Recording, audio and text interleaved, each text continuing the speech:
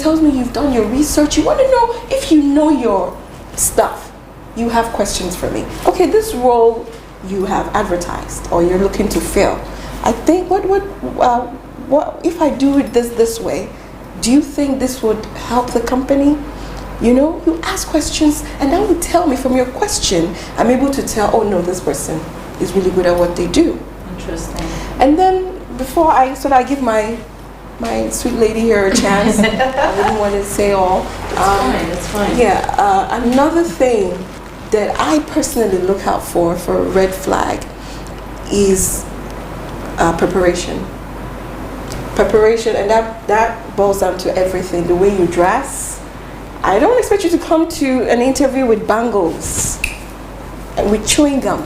Sometimes you hide it, but when you're talking, I see it. I see it.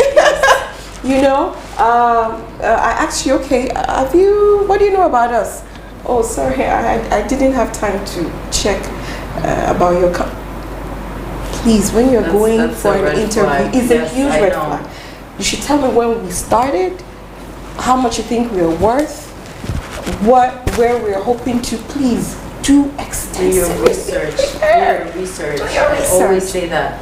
But our eye contact and because there are a lot of people who might say, I know it shows confidence, right? But when you interview someone, sometimes they could be a little nervous. Yeah. So maybe the eye contact might not be there as much. Okay. Is that something that would be a deal breaker for you? Like if you interviewed a candidate and they're not maintaining... Okay, it depends on the role. Okay. Some roles, like for example, the graduates, you know, someone who has no experience just coming in, that you can't expect so much. So it depends. For a new graduate coming in, I don't really focus so much on the body language because you're here for us to also build you up and all of that. But I am more concerned about your level of enthusiasm. Exactly. If I ask you a question and you're like, please, I don't know. Come on. You can say, okay, I don't understand, but can you explain? If you don't know, I said, please, I don't really know this. So it's also, I think that we're talking about honesty here, right? Honesty. Don't lie if you don't know something. Like, be very honest. Thank you. Job. You said it. You said it, Rita. Honesty. So Juanita, did you have anything? Yeah, for me, I was listening to you, and at least I heard you say it depends on the role. Because sometimes when you go for interviews, you are nervous. That doesn't mean you can't deliver. Exactly. Yeah, so it depending on what the person is coming to do, sometimes you need to, understand where the person is also coming from. For me, you just need to be able to learn. You should come with that what do you call it? Yeah, you should come with a you should come with a because if you want to learn, then I'm sure within 6 months, 1 year, you should be able to rise. Yeah, so for me, you should just have that, I just want to learn, and then they could actually turn you into anything once the environment is also very conducive. And then, like she said, people also lie on their CVs, so the interview is that defining moment. Okay, so you have listed ABC on your CV. The interview should showcase the extent to which you can deliver, like your competencies and all that. Yeah, and then you should have been able to do some level of research on the company. Exactly. You can't just show up. Exactly, you can't just show up and that doesn't work. Sorry, a huge one is don't ever go late. For an interview. Don't go to an interview without an extra CV. Okay, go get there on time. Go with an extra documentation. Go with every documentation that they may ask for that role. Just in case. Go prepared. Yes. We always do that. Like make sure you bring your certificates. Your. How can you come and not bring anything? Something. Yes. Do not come empty-handed. Do not come empty-handed. I mean, obviously, because of the unemployment rate. A lot of people, I think, they want to add a bit to their CV, right, to make themselves stand out and be able to get the job. There's nothing wrong with embellishing just a little bit, right? And by that I mean, you want to say something about yourself, your experience, but you want to find the best possible way to say it. It doesn't mean you should lie and say I have 10 years of experience when really you have like 2 years of experience, you know, or that you have all these technical skills. Gaps. Yes, exactly. Why? Because recruiters can actually pick up some of this, and they may, even if they don't pick it up, right, when they are reviewing your CV, when you get to the interview, it's going to show, because they'll end up asking you a question and you'll be stuck there. So you don't want to make that bad impression, because if, for instance, and it might not even be what gets you the job. Nowadays, employers are looking for soft skills, like real practical skills, right? Yes. How do you network? Are you confident? How are your communication skills? Yes. So a lot of those technical things might not even work. So just be honest. I think that I want, just be very honest and say the things about you that you need to say, but be very like honest about it and just say it in the best possible way. Absolutely. Yeah. I think that's what to add up to that, in terms of the CV, the length, I don't see why an entry-level applicant should have about this is like a whole different 5 pages. You know, it doesn't make sense, because if you are reviewing like thousands of CVs, how do you make yours stand out? And if yours is about 5 pages, who has time for that? Especially for entry level. Exactly. That's just it's a bit much. Yeah. So I think some people just go over the board. Yeah. So let's keep it simple and straight to the point. Exactly. Yeah. Interesting. Is there anything else, any advice that we would want to give employers and employees, things that they need to be mindful of? Okay. Another thing that I think perhaps maybe we should also look at is employers noticing red flags. The applicants themselves should also notice red flags in the companies they're going to apply for.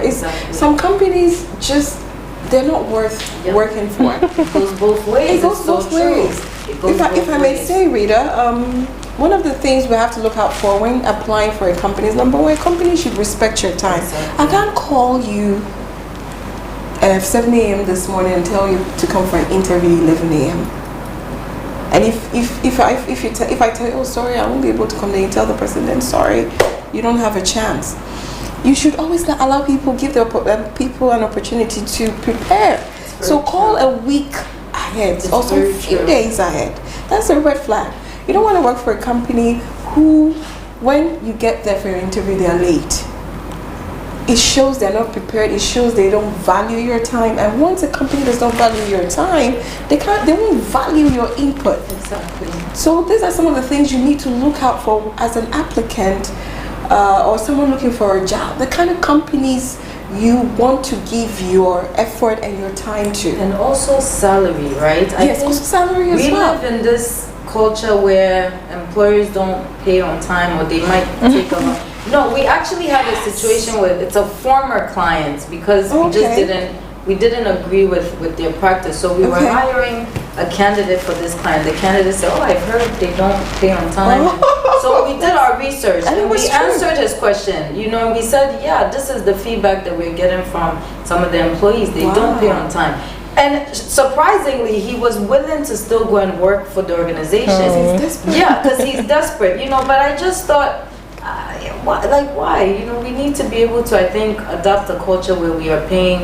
And because for me, I probably wouldn't want to work for an organization that would probably take months to pay me a salary. Because what does that say about their financial position? Exactly. Right? What does that say? Exactly. So you have to kind of look out for these things, and to me, they're all red flags. You have to, and you also have to ask yourself, what are you hoping to gain from working with the organization, from the employer? Yes. If their culture doesn't answer those questions for you, then you may want to look for something else. You know, it's the honest truth, because employees need to understand that they have just as much of a right as employers do. Absolutely. Do your research and figure it out for yourself, whether or not this is an organization you want to work with.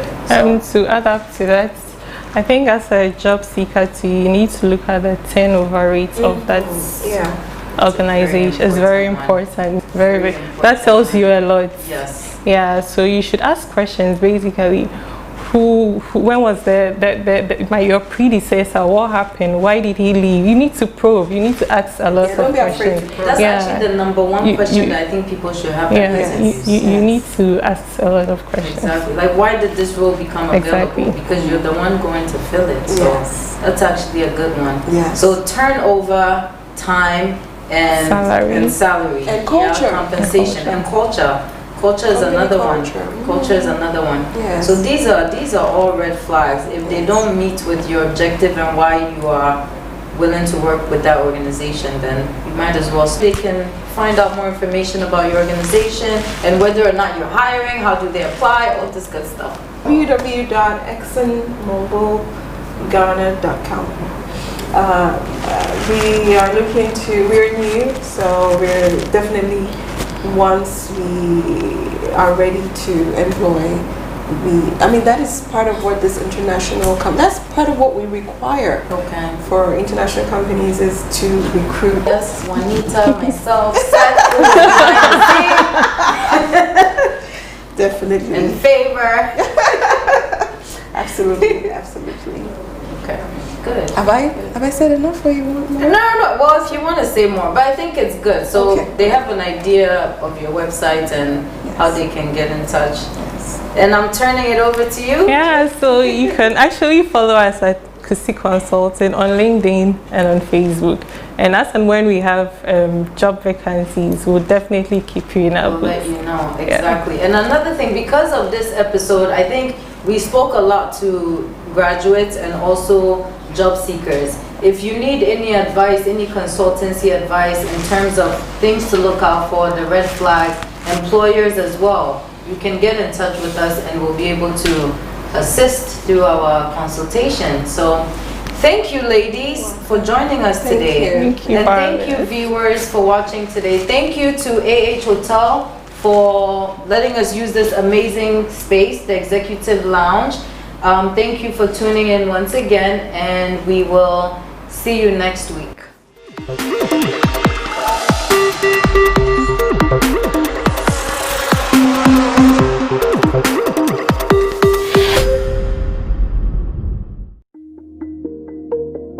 The Association of African Universities, AAU, is an international non-governmental organization set up by universities in Africa to promote cooperation among themselves and the international academic community. Mon nom est professeur Étienne Ehouan-Ehilé. Je suis le secrétaire général de l'Association des universités africaines qui est basée à Accra, au Ghana. Je vais vous parler de la création de l'Association des universités africaines. Il faut remonter dans les années 60 pour pouvoir comprendre le processus. Déjà en 1960, nos dirigeants estimaient que l'éducation est l'outil majeur pour pouvoir lutter contre la pauvreté et assurer le développement. I am Notumo Dlamini. I'm the Director of ICT Services and Knowledge Management at the Association of African Universities. The Association of African Universities is a network of 400 universities in Africa. The biggest value that the universities benefit from being members of the association is this big platform that allows them to collaborate, allows them to work together, allows them to teach together. Through this platform, a university in North Africa can work with a university in Southern Africa, and also those in East Africa can work with those in West Africa. Founded November 1967 at a conference in Rabat, Morocco, by heads of African higher education institutions, the association is currently headquartered in Accra, Ghana. My name is Maxwell Amohoit. I'm the Director of Finance of the Association of African Universities. The association sustains itself from contributions from member universities and also from other development partners. Some of our development partners include the World Bank, other governmental agencies like the Swedish International Development Agency, UK Department for International Development, and other partners. We also receive a lot of support from other governments, especially the government of Ghana. Other partners include the African Union, which is more or less the parent organization of the Association of African Universities. The Association of African Universities hosts the Secretariat for the African Union's Continental Education Strategy. And by so doing, we provide coordinating roles for the African Union in helping members achieve their targets. Déjà en 1960, nos dirigeants estimaient que l'éducation est l'outil pour lutter contre la pauvreté et assurer le développement.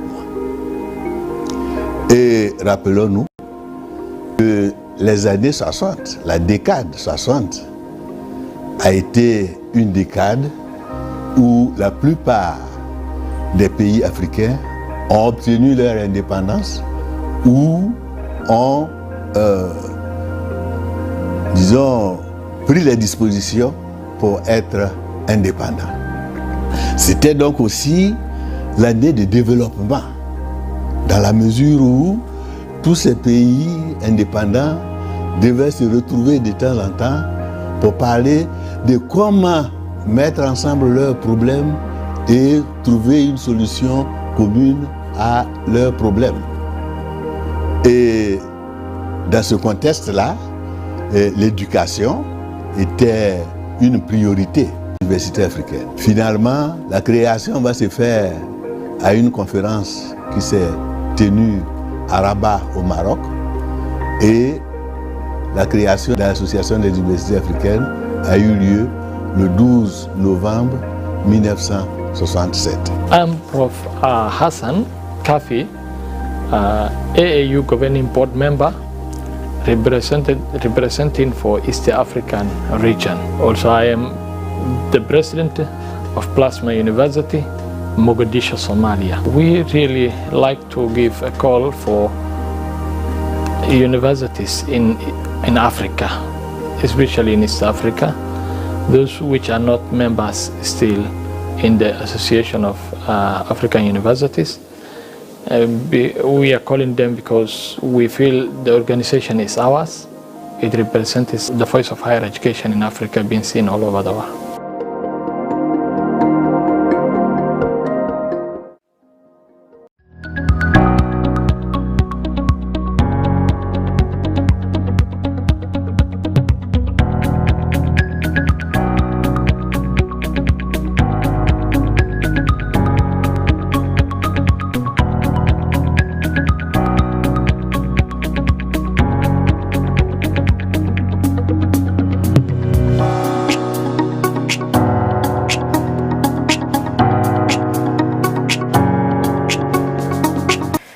Hello, you are watching Event Update on AAU TV, the voice of higher education in Africa.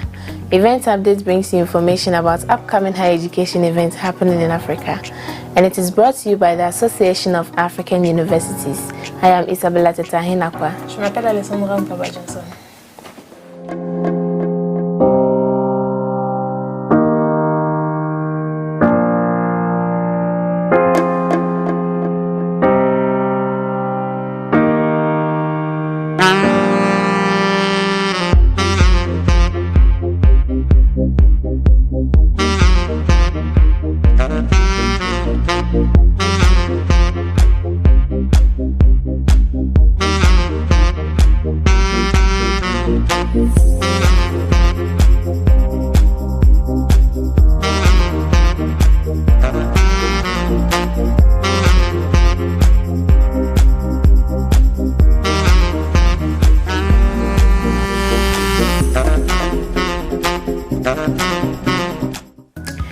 The Africa Early Childhood Network, AFCAN, is calling for applications for the third cohort of the AFCAN Research Fellows Mentorship Program. AFCAN serves as a platform for championing and promoting excellence and collaboration in ensuring positive early childhood outcomes in Africa. Interested applicants to this cohort should be a doctoral degree holder who completed their PhDs within the last 5 years and are not older than 40 years. They must be citizens or established residents in a sub-Saharan African country, be affiliated to African universities or research institutes, and be in the early stage of their research careers in early childhood development ECD-related areas. Research fellows will be selected based on their excellent research ideas, which propose innovative approaches to addressing the development of young children. Submission can be from a diversity of disciplinary backgrounds, including early childhood studies, social sciences, foods, nutrition and dietetics, health sciences, communication and media studies, and law. Qualified and interested applicants are invited to complete and send their applications and other required documents to research@afken.org before 31st August 2020. For more details, please visit www.africaecnetwork.org or email research@afken.org or call +254 20 388 2433. Le réseau africain de la petite enfance AFKEN lance un appel à candidature pour la 3e cohorte du programme de mentorat des boursiers de recherche de l'AFKEN. L'AFKEN sert de plateforme pour défendre et promouvoir l'excellence et la collaboration pour garantir des résultats positifs dans la petite enfance en Afrique. Les candidats intéressés par cette cohorte doivent être titulaires de doctorat. Ils doivent avoir terminé leur doctorat au cours des 5 dernières années et qui n'ont pas plus de 40 ans. Ils doivent être citoyens ou résidents établis dans un pays d'Afrique subsaharienne, être affiliés à des universités ou instituts de recherche africains et être au premier stade de leur carrière de recherche dans les domaines liés au développement de la petite enfance, DPE. Les boursiers de recherche seront sélectionnés en fonction de leur excellente idée de recherche qui propose des approches innovantes pour aborder le développement des jeunes enfants. La soumission peut provenir d'une diversité de milieux disciplinaires, y compris les études de la petite enfance, les sciences sociales, les aliments, la nutrition et la diététique, les sciences de la santé, la communication et les études des médias et le droit. Les candidats qualifiés et intéressés sont invités à remplir et à envoyer leur candidature et les autres documents requis à research@afken.org avant le 31 août 2020. Pour plus de détails, veuillez visiter www.africaecnetwork.org ou envoyer un courriel à research@afken.org ou appeler le +254 20 388 24 33. The International Brain Organization IBRO is calling for applications for the IBRO Return Fellowship 2021. This program is to enable young researchers from less developed countries who have studied neuroscience in advanced research centers to return home to continue an internationally valid scientific activity in brain research. 3 profiles of scientists will be main target of the IBRO Return Home program. Postdoctoral fellows who have finished research training in neurosciences, including clinical research, in a center of excellence of a developed country. Research students who have been trained in a Center of Excellence in Brain Research, CEBR, and scientists who are developing a successful basic clinical research career in a developed country and wish to return to their country of origin or to a less developed country for personal or cultural reasons. Interested applicants are required to have at least 1 letter of reference and a return home acceptance letter. Kindly visit the link on your screen to apply before 6 September 2020. And for more information, please visit www.ibro.org. International Brain Organization IBRO lance un appel à candidature pour la bourse IBRO Return Fellowship 2021. Ce programme vise à permettre à de jeunes chercheurs de pays moins développés qui ont étudié les neurosciences dans des centres de recherche avancés de rentrer chez eux pour poursuivre une activité scientifique internationalement valable dans la recherche sur le cerveau. 3 profils de scientifiques seront la cible principale du programme de retour de l'IBRO. Les boursiers postdoctoraux qui ont terminé une formation en recherche en neurosciences, y compris la recherche clinique, dans un centre d'excellence d'un pays développé. Des étudiants chercheurs formés dans un centre d'excellence en recherche sur les tumeurs cérébrales, CEBR, et les scientifiques qui développent avec succès une carrière de recherche fondamentale clinique dans un pays développé et souhaitent retourner dans leur pays d'origine ou dans un pays moins développé pour des raisons personnelles ou culturelles.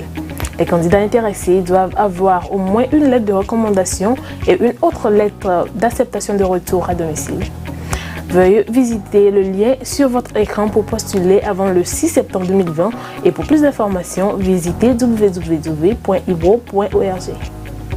The Women for Africa Foundation is launching the 6th edition of Science by Women program with the aim to promote African women's leadership in scientific research and technology transfer and to foster the capacity of research centers in their home countries.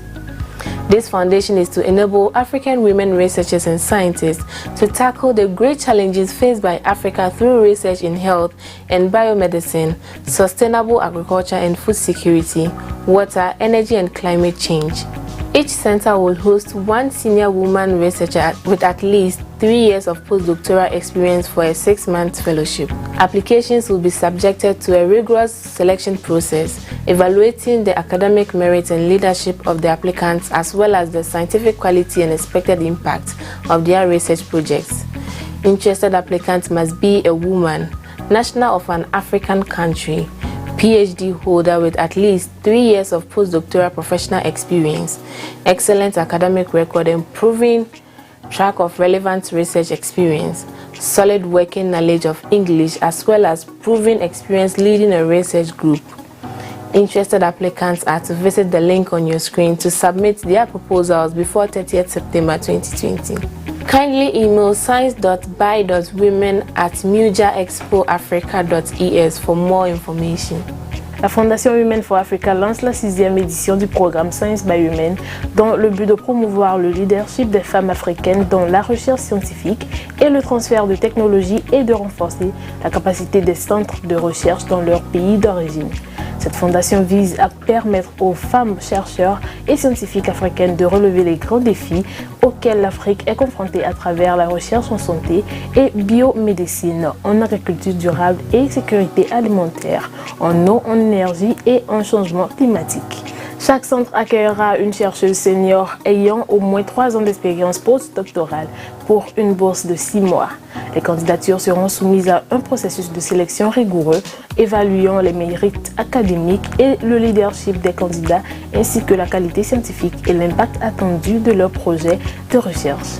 L'intéressé doit être une femme, doit être d'un pays africain, être titulaire d'un doctorat avec au moins 3 ans d'expérience professionnelle postdoctorale, avoir un excellent dossier académique et une expérience avérée de la recherche pertinente. Une solide connaissance pratique de l'anglais ainsi qu'une expérience avérée à la tête d'un groupe de recherche. Les candidats intéressés doivent visiter le lien qui s'affiche sur l'écran pour soumettre leur proposition avant le 30 septembre 2020. Application is ongoing for the 2020 Young African Leaders Initiative, YALI, Africa for Her online course on women's health. This year's Africa for Her 2020 is dedicated to supporting the health of women and girls. This course will enable you to learn about 5 of the most prevalent women's health issues across sub-Saharan Africa and how we can all advocate for women's health in our communities. Take this online course to learn more about the unique issues that impact women's health, the importance of accurate health information, and the steps we can all take to stand up for women's health. Please visit www.yali.state.gov/courses/ for more information. L'initiative des jeunes leaders africains 2020, YALI, lance un appel à candidature pour le cours en ligne Africa for Health sur la santé des femmes. Cette année est dédiée à soutenir la santé des femmes et des filles.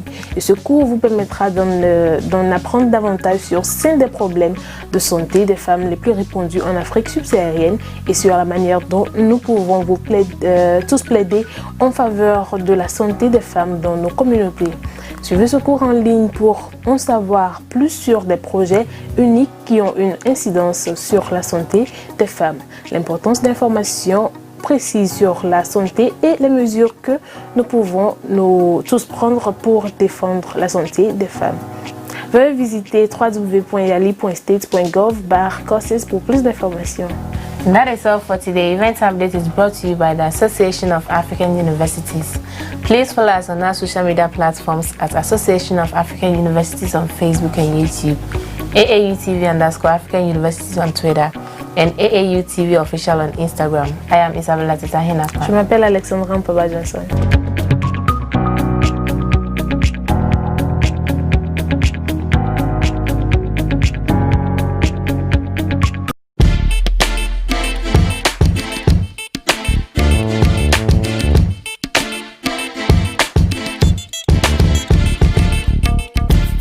Are you an institution or individual?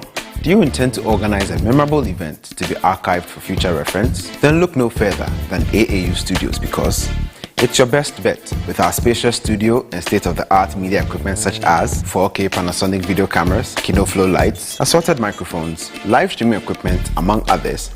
You are sure to get the best of productions. Visit us at Trinity Avenue, East Legon, adjacent the National Accreditation Board, or contact the AAU Studios via the following email addresses: info@aau.org, aautv@aau.org, or ransford@aau.org. Alternatively, you can call us on +233 244 736280.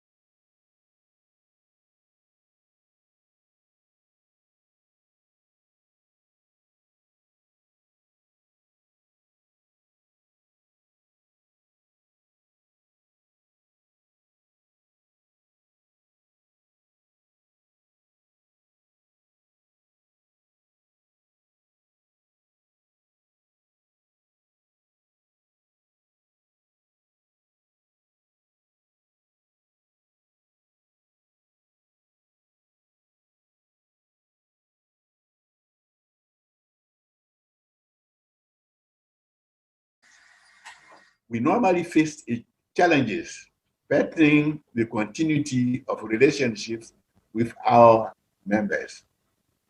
Two, we have a mailing list of about 10,000 subscribers. The desk officers are helping us to grow this list by assisting in ensuring university staff and students subscribe to the AAU mailing list. This is easing the dissemination of information to our member institutions. Three, several times, we experienced delays with responses from member universities pertaining to urgent opportunities that we circulated and urgent requests for information.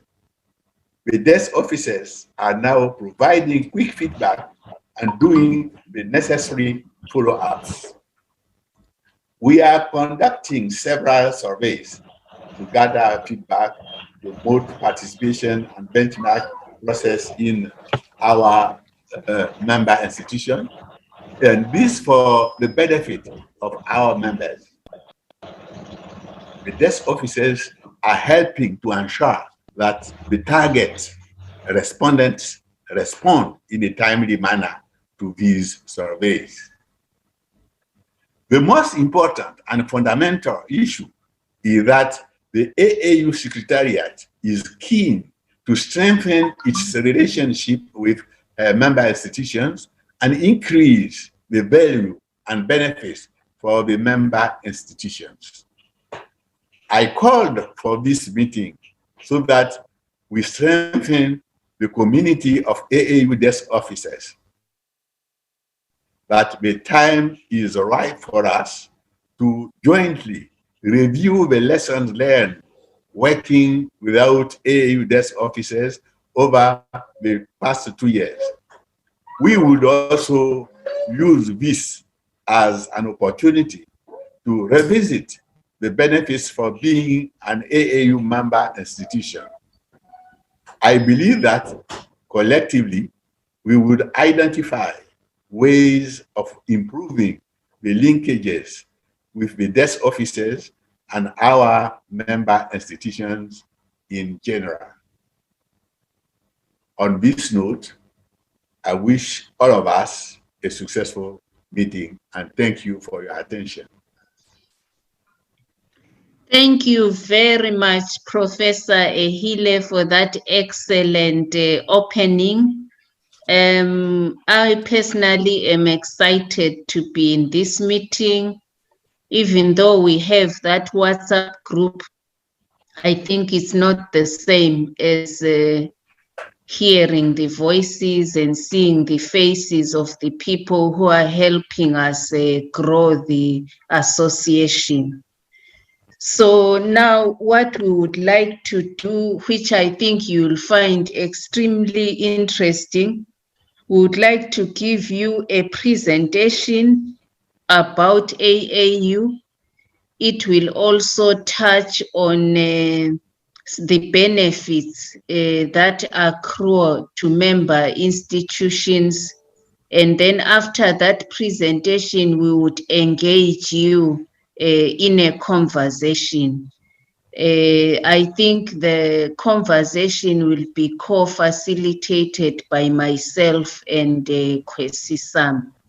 So Kwesi and Edith are going to do a joint presentation. I hope you will find it useful because it will be the basis for our discussions today. Thank you very much. Over to you, Kwesi. Thank you very much, Ms. Modumo Dlamini, and also thank you very much, Professor Haley, for that wonderful opening remarks. And then also to our staff who are joined in, want to say thank you.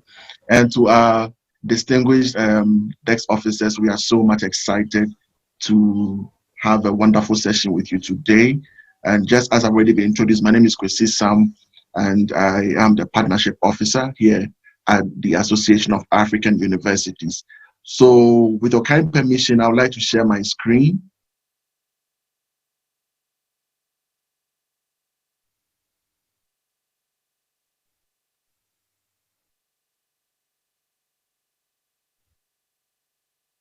I'm pretty much sure that this is much more visible.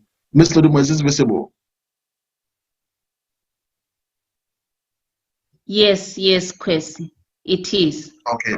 All right. So I'm going to just begin by sharing something very brief about AAU, and then my colleague Edith would also continue with the roles of DEX officers and also benefit of being part of the AAU. And so throughout our engagement, we do know that most of you may have heard about the Association of African Universities. And also, we know that some of you are also very new as DEX officers, and so would like to share something very brief with you.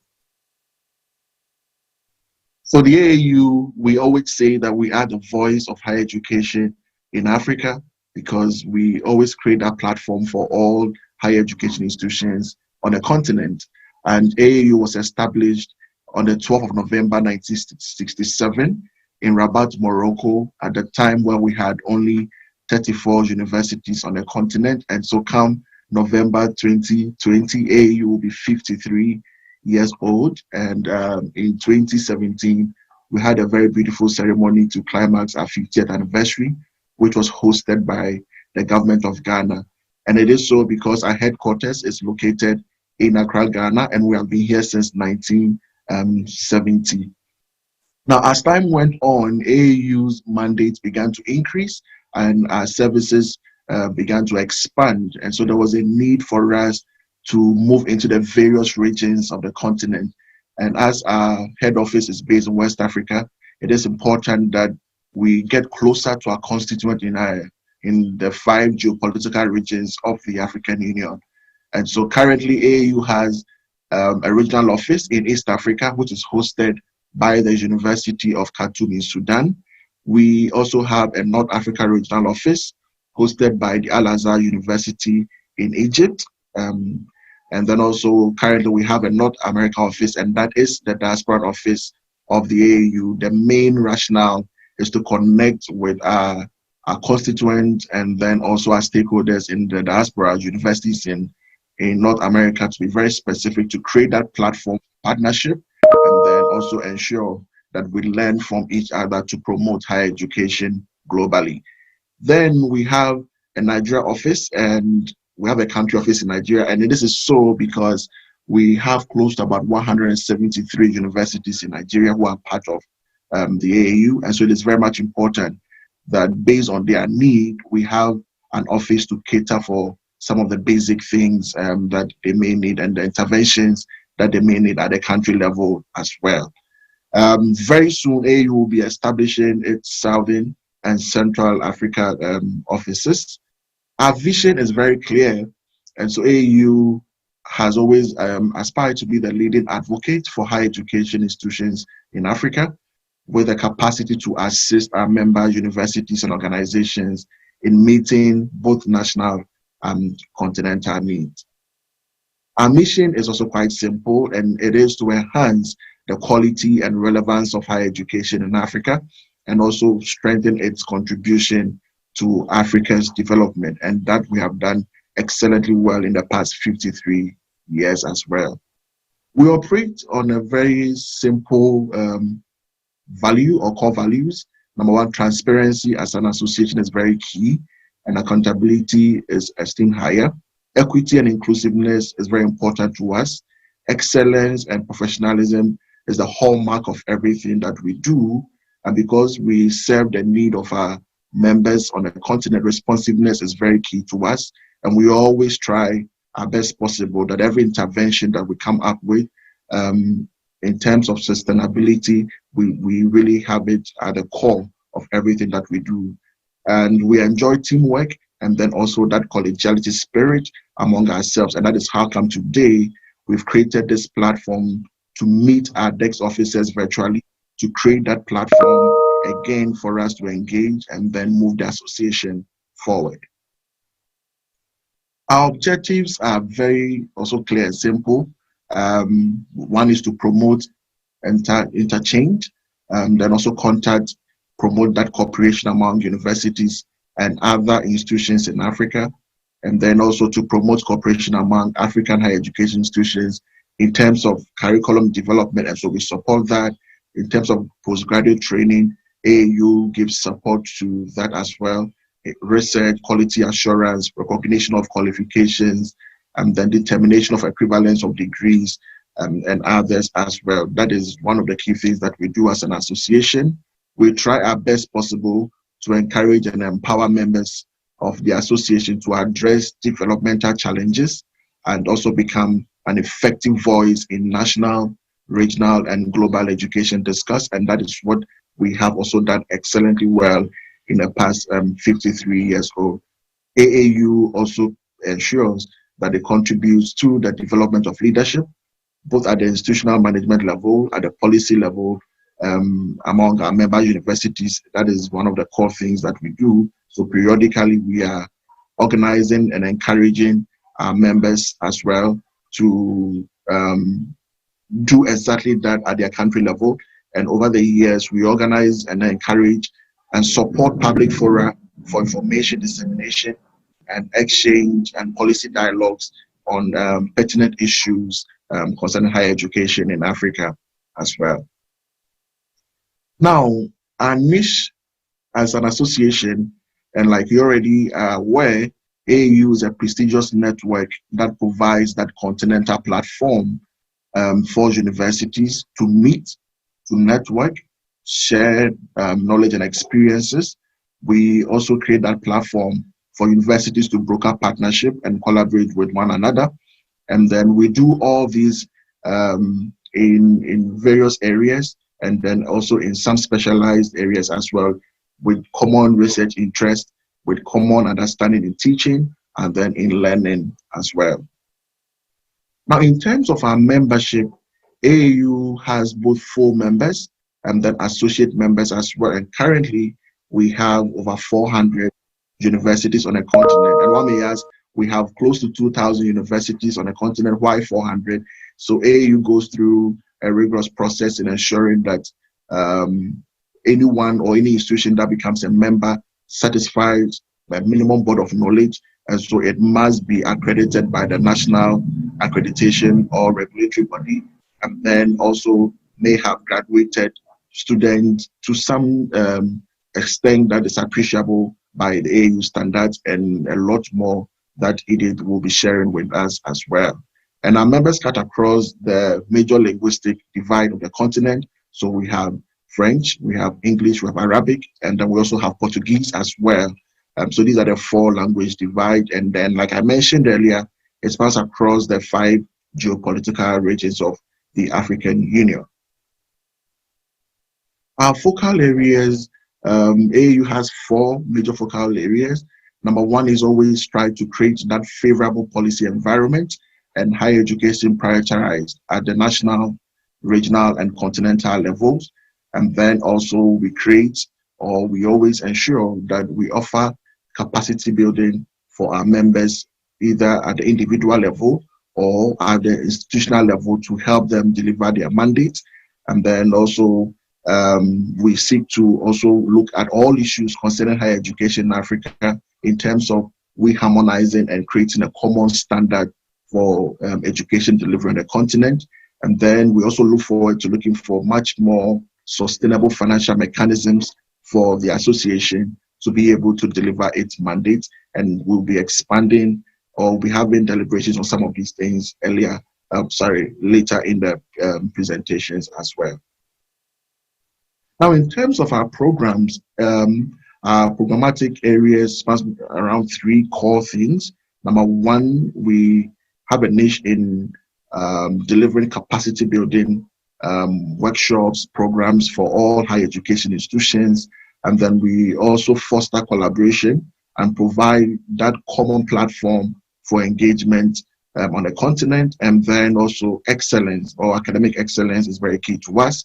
So everything that we do, we seek to promote academic excellence as well. Now, as DEX officers, it is very much important that we get to know most of the capacity building programs, if not all, that we champion as an association. And so periodically we organize quality assurance in teaching and learning. We also consider leadership and management as very key. And so we organize leadership and management workshops for all our constituents, so our vice chancellors and all the levels of leadership in our universities as well. Scientific writing skills and proposal writing is very important. We also mount programs in resource mobilization and financial management. We look at research leadership and research methodology, which is very important. M&E is critical to us in our delivery of our mandates, and also even in the universities as well. So we create and host content in monitoring, evaluation, and learning. Library management systems and knowledge management is very important to us. And over the years, AAU has really partnered with most of the universities to ensure that they have library management systems and knowledge management systems that really work and are up to date. And then legal issues in universities are very important. Once in a while, you hear that some universities are being dragged to court. And so for us as an association, it is important that we look at some content areas in legal issues. And then we look at laboratory management, data ethics, communication skills, and coding for our students and academics as well. Now, in terms of fostering collaboration, AAU creates a lot of platforms. One is our statutory event. So we have our journal conferences, we have our conference for rectors, vice chancellors, and president of universities, where we meet annually to discuss topical issues pertaining to higher education on the continent. Then we have our African Universities Week, which we celebrate annually every 12th of November to commemorate the establishment of the AAU. We have several seminars and workshops, and we have also added a TV network to our portfolio. So AAU for the past 4 years or 3 years has been running educational content on our TV platform, which has a wider coverage and both in Africa and some part of Europe. Currently, we run online as well. So wherever you are on the continent, you have access to our rich content on our TV platform. We also empower research and education networks on the continent, and the basic idea is to strengthen that community as well in Africa. And we have several forums that have been promoted by the AAU in specialized areas and fields. As we move on in the presentation, you will know that AAU has a lot of professional networks, and so periodically we bring all of them together to engage. We bring all of them together to kind of share ideas on how to move higher education forward in Africa. And one of such platforms is what we are having today with our DEX offices. In terms of promoting academic excellence, we are very much cautious of issues of quality.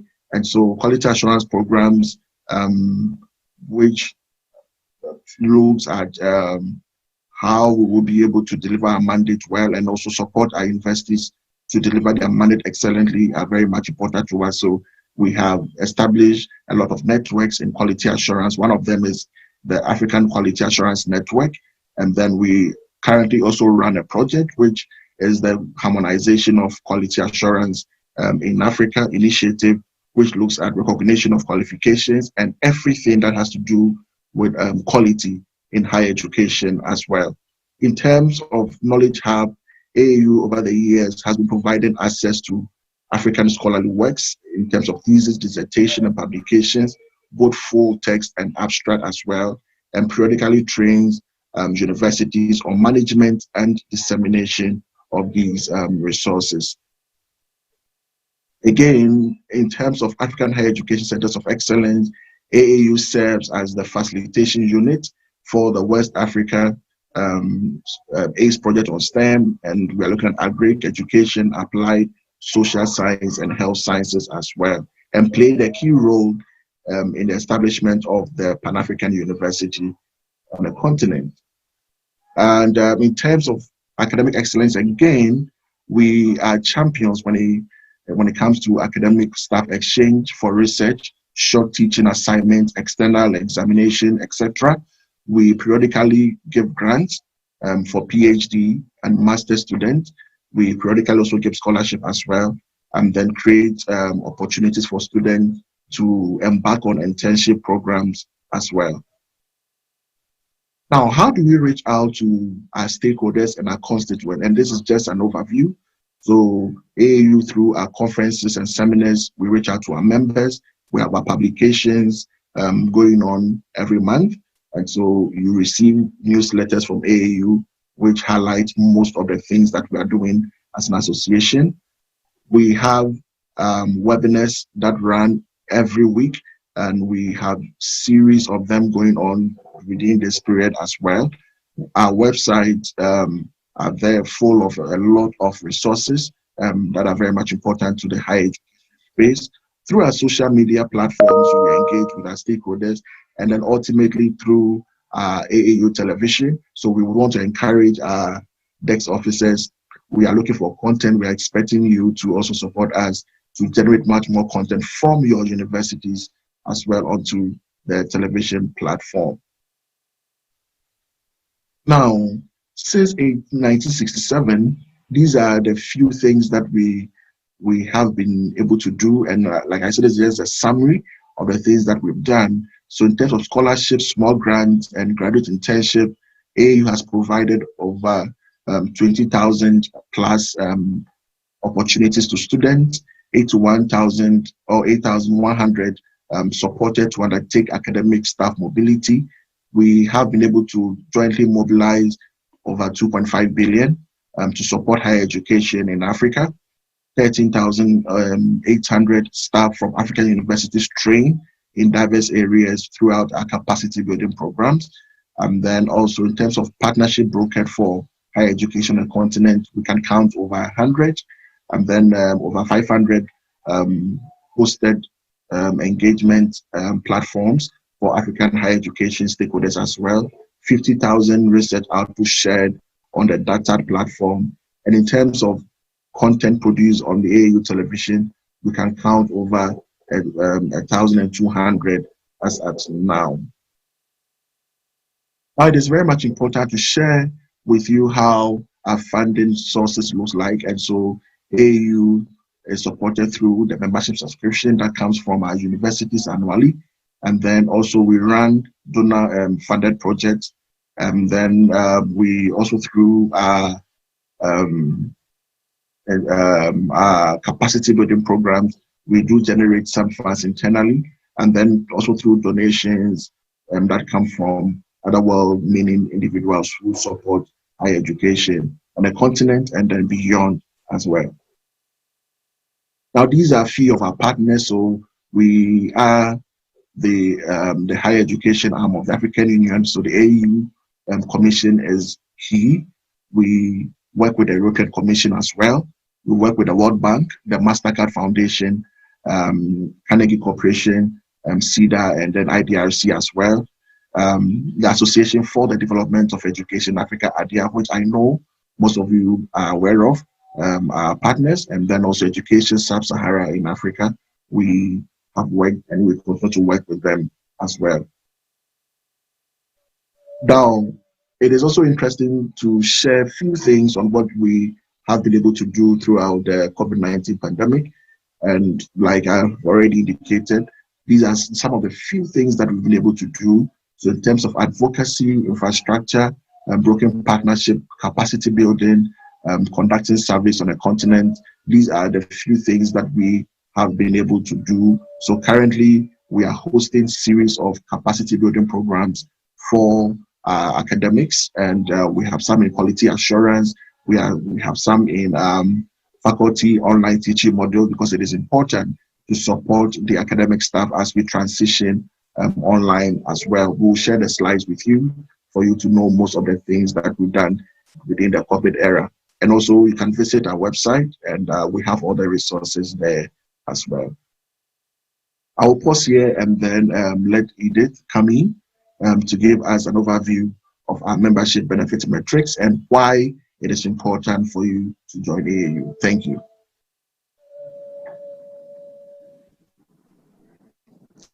Thank you very much.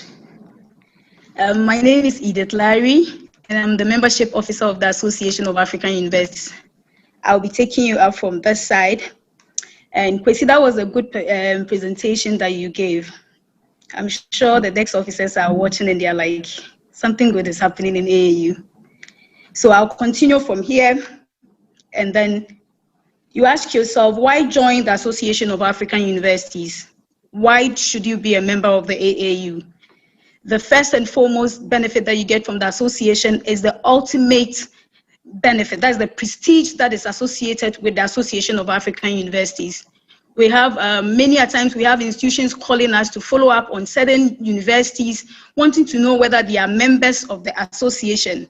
This is all because they want to know whether these member universities are credible. They want to see the credibility of the university. And once you are a member of the AAU, it gives you that prestige. That thing is attached to you, and it makes you a member. I mean, people feel proud being as part of the Association of African Universities.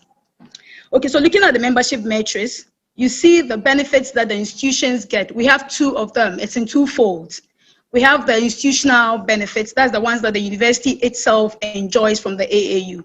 So we have that one, and then we have the individual level benefits where we have vice chancellors and then academic staff, students and administrative staff of the universities, benefit from the Association of African Universities. Next slide. Okay. So we look at the benefits. We have it divided in different parts. That we have grow. When you are with the AAU enables you to grow. Institutions grow through partnership, brokerage, and all other things. So like we have institutions like Best Continental Platform to grow your institutions through the partnership. Identify new opportunities in higher education space, to utilize the resources and contacts to enhance intentions of institutions' efficiencies through various partnerships and agreements and relationships. That is, when you are part of AAU, it gives you a platform to meet other institutions, and through that, your institution partners with them and they grow. Learn. AAU enables you to learn, either at the individual level or at the institutional level. It's a platform through our webinars and our trainings. Institutions and individuals are able to grow through this process. You develop your resource and build capacity with training and development programs. Visibility, that's to be visible. The Association of African University gives this to all its members. And the form, we even when you go to our website, we showcase our members. And this is a form of visibility to all the other, to these members. Because if someone comes to the website and wants to know whether this university is a member of the association or goes through and finds your university there, the person gets there's this joy of being part of the AAU already. So once you go to the website and you see something like that, it makes you happy. We are showing you off to all over Africa because we have people coming in here and there just to see what goes on our website, and day in, day out, they see your university there. It gives you that visibility. We also use the AAU television, the AAU TV. The AAU TV, in the form of marketing, we showcase all our universities from time to time. So we advise the desk officers here, if you haven't already showcased anything or your university has not participated in a webinar or any event with the Association of African University, we encourage you that after this meeting, you can send us some of your videos, some of the things you want us to showcase for you. Save. When you are part of the Association of African Universities, you find you always save something. AAU doesn't make member universities pay or go through some payments. We always have a discount for our members when there are events or statutory things that we are having at the association. There are instances where you have a university coming, a member university attending a program, and a non-member university paying more than what the member university pays. And in this form, the university actually saves some money or something. Networking. AU gives a platform for all our member institutions and its individuals, its staff, to network. Recently, there was a webinar that was for the webmasters. And after the webinar, we had a lot of people participating in this webinar. After the webinar, a platform was created, and in the form of that, people were able to communicate with each other And this is the kind of platforms that AAU gives to member universities, because they're able to meet people, meet other institutions, and they're able to work together. Give. Kwesi already mentioned earlier in his presentation that even on the data platform, we have other institutions that have contributed so much, like about 5,000, submissions from other universities. The AAU gives this platform for higher education to participate in this kind of events. So when we have like you submitting a thesis or you submitting something to the Association of African University, it enables other universities to also learn. You can also contribute in the form of webinars, in the form of submitting a research or something to the whole platform. Why the desk officers? From SG's presentation, we heard that it was through the board meeting that the board members made known that we needed to form this. This was as a result that AAU was growing. AAU activities and interventions kept expanding year after year. So we needed to decentralize ourselves so that we could get to the grassroots of every institution. And also the need to get closer to the university through the desk officers. So we decided to get focal points. These are the desk officers. And I need to say that you've been doing a very good job. For the past years that we created this platform and other things, you've been doing a very good job. It hasn't always been like this. There were we had some issues even before you were appointed. And some of them were challenges like us not even knowing whether the VC has changed. There's a new VC, there's a new pro VC, there's been a change in the university, there's been a name change of the university. But ever since the appointment of desk officers, it's easier for us to get to know when there's a name change of a university. It's easier for us to know when a VC has moved, a VC has been replaced as a new VC, and all that. So we look at the roles of desk officers. After this, we will discuss further on how we could serve ourselves better.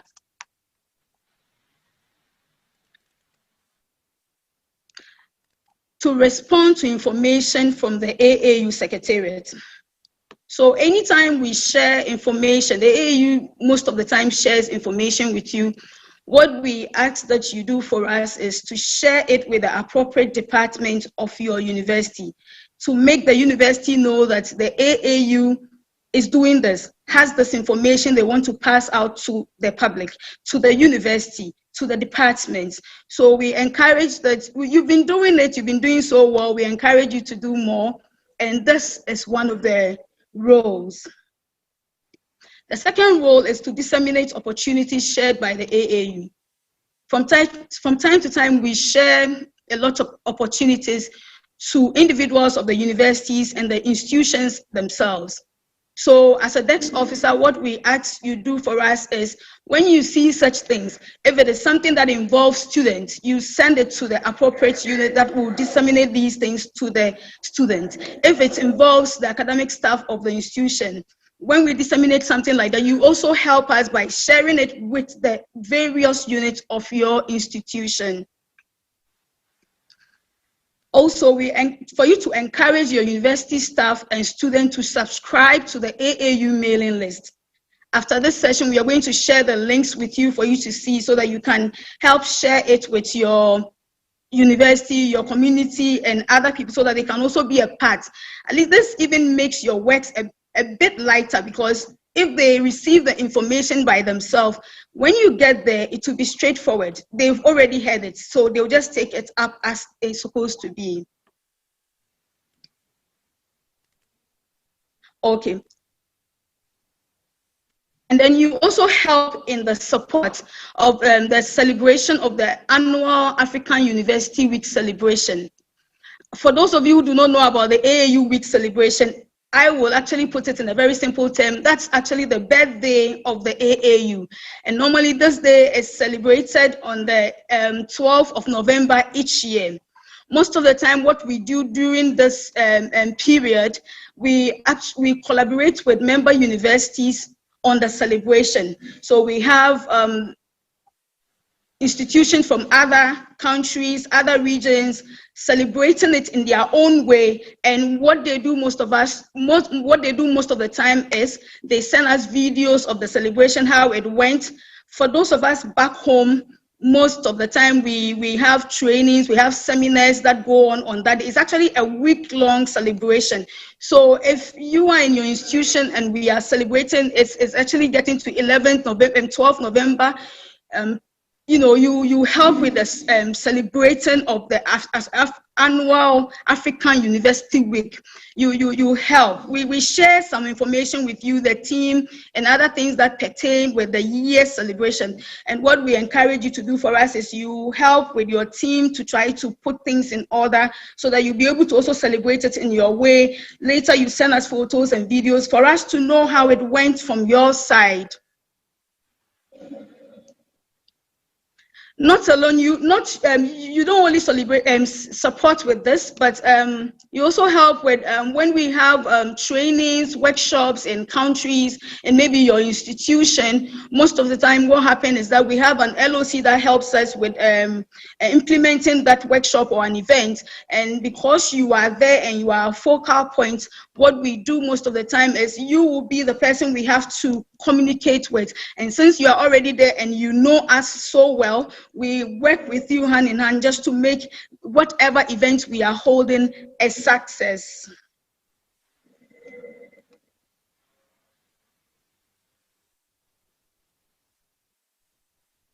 The benefits for DEX officers. We'll be discussing more of this later. After this, there'll be an open forum for us to discuss it. So maybe you also give us what you think will be best for you and what you think we can also do just to make this a win-win kind of situation. The benefits here: special capacity building training for DEX officers in the area of marketing, branding, and communications.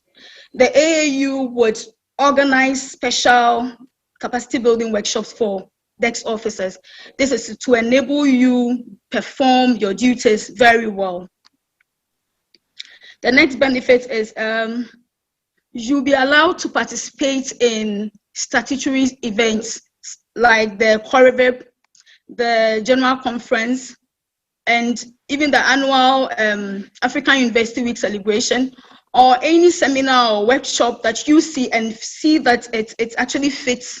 You just let us know when you are interested in something, and then we will communicate with you as to how to go about it.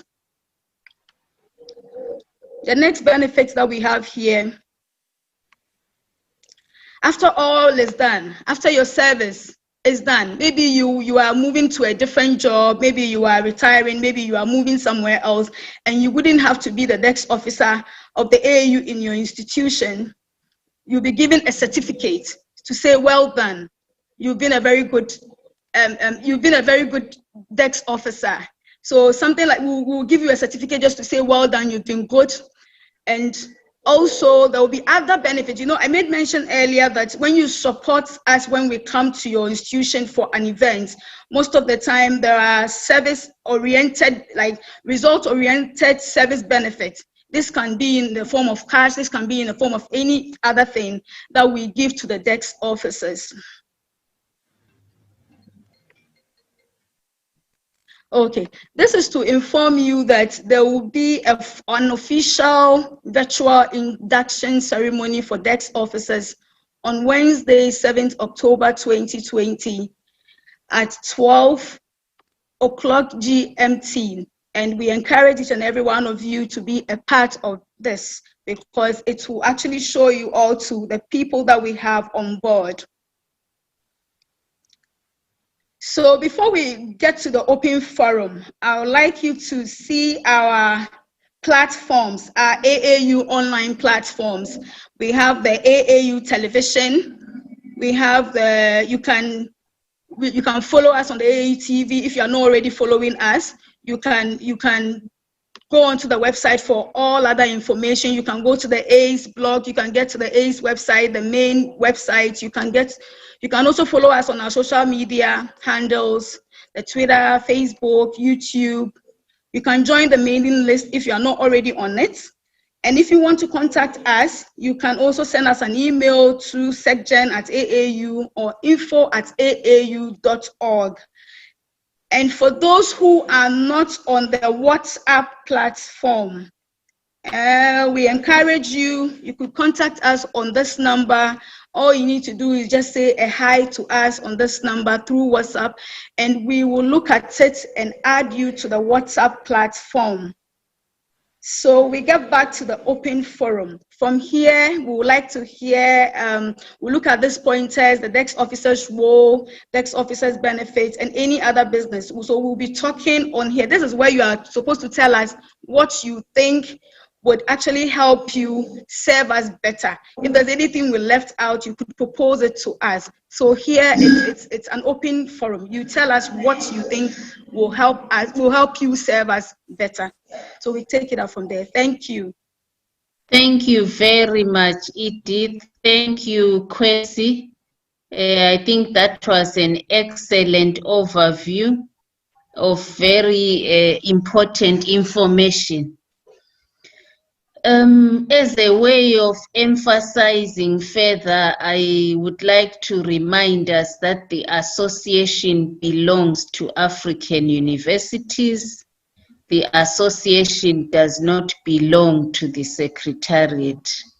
The association was actually established by vice chancellors of African universities who saw it fit that they would be better off collaborating.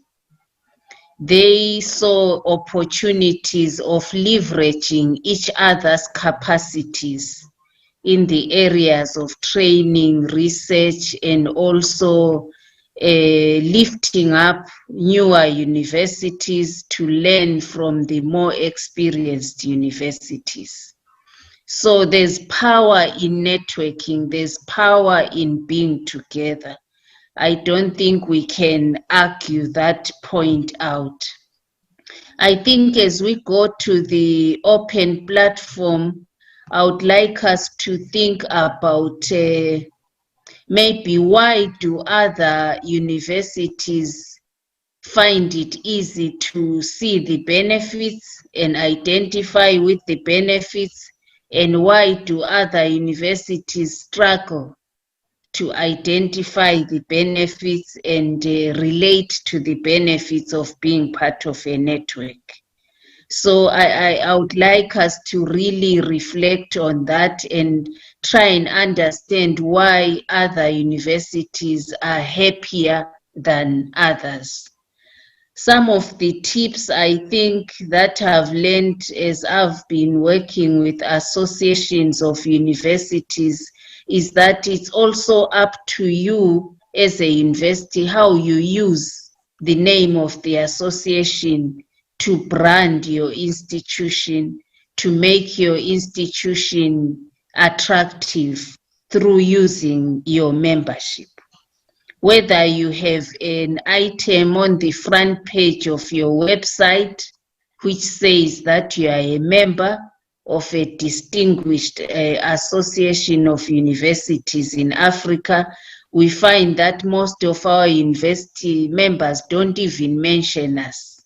So I think you need to really sit with your marketing or branding team and say, how can we profile this membership for our benefit? I've also seen that there are some universities who are very proactive.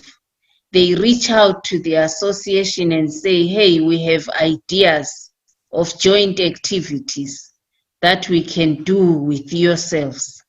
They come up with a concept note, like recently we've had quite a number saying, we have this idea of a webinar, we have this idea of an online workshop, we have this, and then through that, they get to profile themselves and draw attention to who they are, because the association then takes that event or that activity, brands it and markets it and makes the partner university very visible. And also, I think it's important to take care to note the information that we share. Recently, we've been sharing quite a lot on our newsletter. So as an institution, you need to find a way to scan through the information that we send through our newsletter or the information that we send through our social media platforms. Most of the information that we share requires universities to be proactive and to follow through with some of that information. And before we start, I think there's no other association like the Association of African Universities in the continent. I've personally been told, for example, by communications officers that work in African universities, that they don't have an association of communications staff from African universities. So we're trying to build these sub-communities so that there's a feeling of being part of something. The weakness in the past was that the association was rightly hinged at the level of the vice-chancellor. There's no problem with that because they are the founders of the association. But as we moved on, we found that it's very important to strengthen the communities of the other staff, whether you are a webmaster, comms officer, librarian, ICT director. If there could be a way that you can know your colleagues and engage with them, then it creates more value. Kwesi, I would like to ask you to lead the open forum discussion, and I suggest that because we are not many, people can be unmuted to speak. I know that as we go along and have these meetings regularly, the numbers will actually go up because we have about 100 desk officers that were identified. We are still short of about 300 desk officers, but we hope that with time we will be able to ensure that each member university communicates its desk officer. So thank you, Kwesi. Thank you very much, Ms. Nodumo.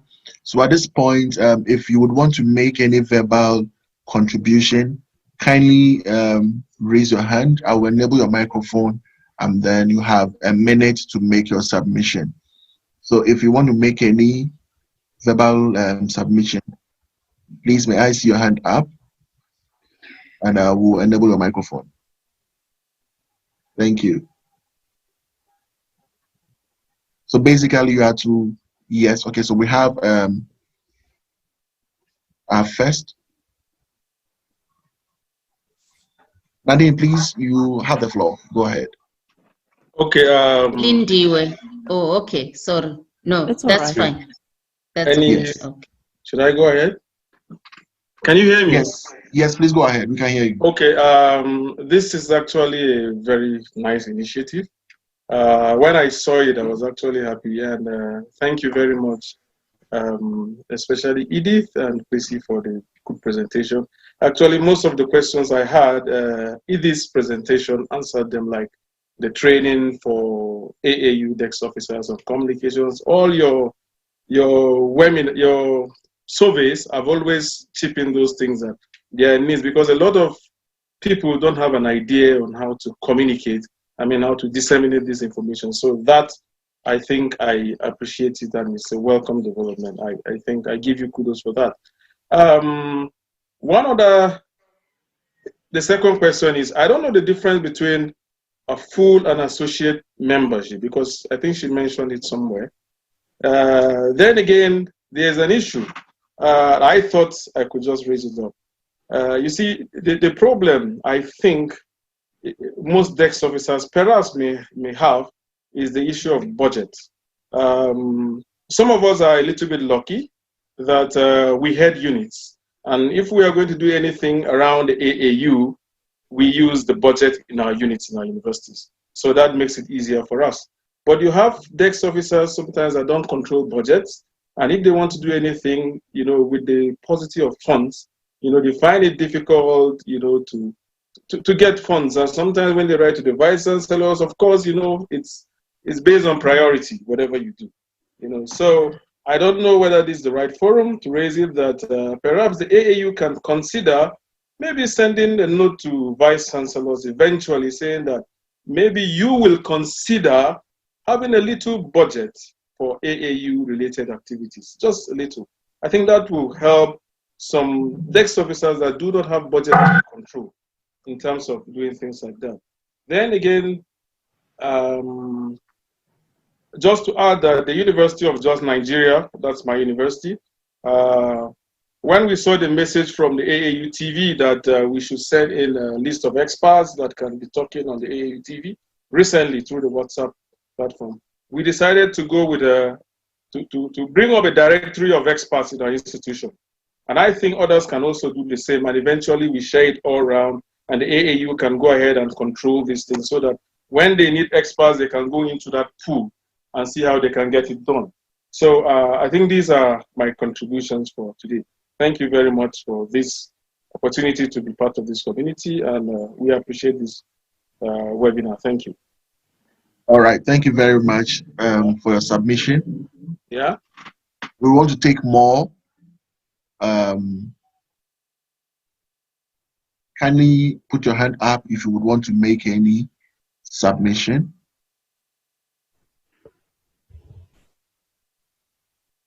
All right. So whilst we wait for others, Ms. Modumo. I think Lindy was next. She had put a thumbs up, not really a hand. Yeah. Okay. All right. Okay. Yes. Thank you for that, Ms. Lamini. Thank you, AAU, for coming up with this session. I was requested to hold fort for somebody who was appointed desk officer, but I believe it's going to be for a while. So my issue, for starters, was an induction. When you just hop onto something, you sort of do not have an idea of what is expected or what you're supposed to do. But nonetheless, thank you. My issue is on the visibility of AAU within the universities. I appreciate it's the responsibility of the desk officer. However, number one, what are the rights in using the AAU logo, probably to be part of whatever communication we send out? It actually enhances visibility that yes, the AAU is part of us. Secondly, I would think maybe if we could have some sort of a banner that indicates that, okay, maybe this is the office of the AAU within NAST. I come from Zimbabwe, NAST.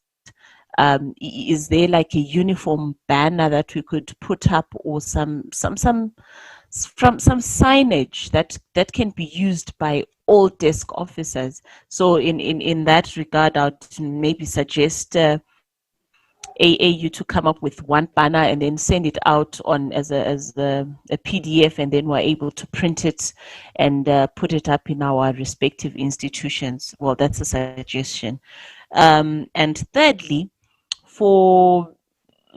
I'm just wondering, where is the desk office of the AAU best located? In a communications department, in an IT department, in an academic department, research department? I just need to help understand, if maybe you could recommend as well, maybe it would help to say, okay, maybe the AAU will be best visible if it's here. I don't know if I'm making sense. Thank you. Thank you very much for that excellent submission. Mr. Dumo, would you like to kind of respond to some of them whilst we wait for others to also make their contributions as well? Thank you. Okay, thank you so much.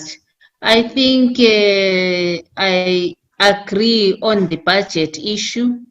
It would be better if maybe the AAU makes a suggestion to the vice chancellors, because we have a mailing list of all vice chancellors, so it's a matter of working with Professor Ehile to structure recommendations that are coming out of this meeting. So I fully agree, because I think we need the desk officers to be facilitated to do the work that they are doing. So on our side, we would really support the process through communication. And then Lindy raises very important issues concerning how we could support desk officers to sort of market their roles and also market their membership to the association. So the takeaway, I think we would easily create a suggested email signature image, which all the desk officers would receive and attach to their email signatures, so that whenever they send out communication, there's relevant information about their roles as a desk officer. We would also develop some promotional materials, banners, flyers, electronic ones, which when a university receives with an AAU logo, of course, they can use either on their blogs or on their website, maybe something to the effect, a proud member of the Association of African Universities with the AAU logo. Then the university can edit that image to include its own logo and its own name. We actually have not been very strict about the use of our logo. There are some universities that have gone to their website and I've seen they've put the logo there and they've said associated with the Association of African University or a proud member, but it's not standard. So I think what I'm hearing is that there's an opportunity for us to standardize the way that universities profile their membership to the association. And I think it's extremely important. So Edith is taking notes and she's the one who will follow up on this and make sure they are delivered. Concerning the best location, I would like to hear the experiences from the desk officers themselves, but speaking from someone at a distance, even though I've worked in a university before, I would think this fits better within an international office, or it fits better within a public relations role, a communications role, but we are not really forcing that because institutions are different. I've seen some institutions have put this role within the Vice Chancellor's office, as admin assistant to the Vice Chancellor. In many cases is the person who does this. I've seen universities here in West Africa have aligned this with very senior professors. So there are senior professors here who are allocated the role of desk officer because of their experience and also because of their networks, and also because of their institutional memory. So it's very different. I don't think we want to enforce it to be in a particular office because you know your universities better in terms of where would information flow best from. The worst thing we can do is put this role in an office that would not facilitate dissemination and information and blah, yeah. So we need it to be an office that facilitates the process. Thank you, Kwesi. Mr. Duba, I think Ledue also wanted to find out where in AAU the desk officers role is situated. I think that was the other interpretation of her question. So she was asking whether it's under comms, under research department. Okay. Okay, within the AAU, it's a shared kind of responsibility, but it's largely within the communications and knowledge management. But also we work very closely with the finance department and the secretary general's department. The finance department, because there's a development unit there with marketing officers who also communicate with the universities. Communications, knowledge management, and ICT, the role that I lead here, our interest is because we run the comms platforms. We also run the membership system, the one that where we manage members of AAU and the one where we manage applicants for membership. So it's a collaborative role also, but largely it's within communications and knowledge management, working closely with the Secretary General's office and the finance department. Thank you. All right. Thank you very much, Ms. Nodumo. I would like to also alert the AAU TV. I see they also join. If there is any question that comes to you, please get ready to provide some feedback as well. Thank you very much. We would like to take Nico Elema. Nico, please go ahead.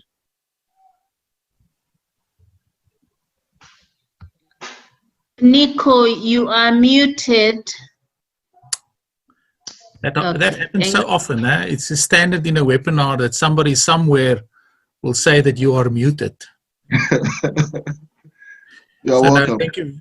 Here at our university, if you are muted, you have to pay $1 into a student fund account. So I have to pay $1 into the account. No, thank you very much. I just want to thank the AAU for organizing this and this meeting, and also engaging with us as the desk officers. I just have a very practical question, and I think it will really help us.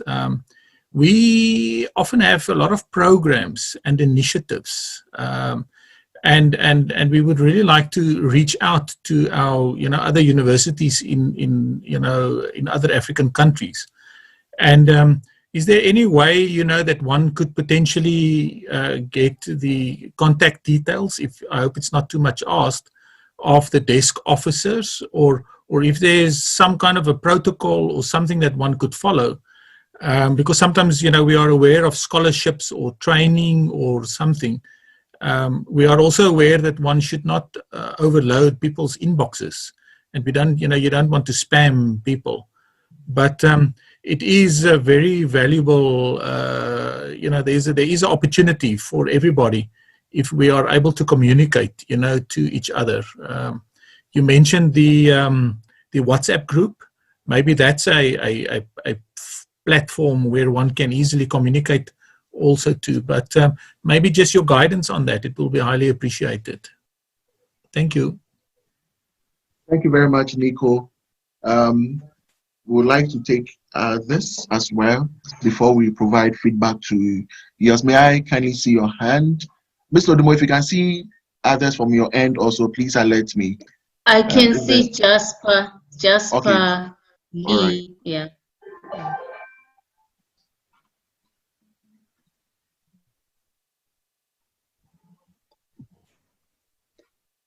Okay, Jasper, please go ahead. Please proceed. Yes. Hello, you can hear me now, right? Yes, we can hear you. Thank you. Thank you very much, Nodumo and Kwesi, for this session, and Miss Larry, of course, and everybody else who's participating. I think my question ties in with what Nico had said as well. Would certainly appreciate knowing member desk officers, particularly in each country. I'm a librarian here at Harare Institute of Technology, and I hardly know who are the desk officers of other universities in Zimbabwe. I think it would be important for us to have that list so that we know each other and we're able to link up and suggest innovative ways of promoting the AAU work in our universities in Zimbabwe. Then we can go across boundaries, we can go across regions, and we can then manage an African linkage.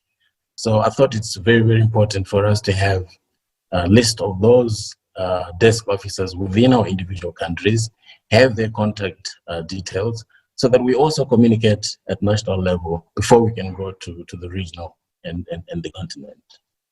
Thank you. Thank you very much, Jasper. Would like to take Habib. Habib, if you can hear me, please take the platform. Yes, I can hear you.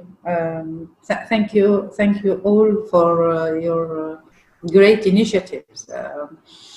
So maybe I present myself. I am the CEO of Honoris United Universities in Tunisia. Honoris United Universities is the first Pan-African platform specialized in higher education. We are present in Tunisia, Morocco, Nigeria, South Africa, and in 7 countries around South Africa, the SADC, and in Mauritius. So I'm very happy to discover, let me tell you that, because I joined the university 3 years ago, and this is the first time I participate in an event of AAU, and we have a membership, so we are part of this association, but unfortunately we didn't hear about before. COVID-19 accelerated a lot of good things, and one of them is this maybe event where we are here all together to connect. I would like to tell you that my expectation from an association who is gathering these prestigious universities in the continent is maybe kind of mobility between exchange of students between universities, few debates, many topics need to be discussed between African universities, and we can share our experiences. We can maybe organize trainings for different faculty members in our universities, not only the desk officers in marketing. So a lot of new things are happening in higher education. We are lucky to live change in this field, and maybe we need to work together and collaborate to take advantage of all these change all together, because the benefit is for all of our students. So for African youth, I guess we have this common interest, all of us here. So I will be more than happy to provide support to the association at Honoris level, because we are looking for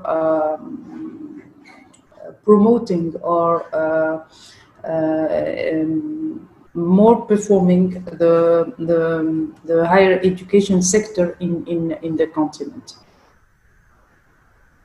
Thank you. All right. Thank you very much for the great submission.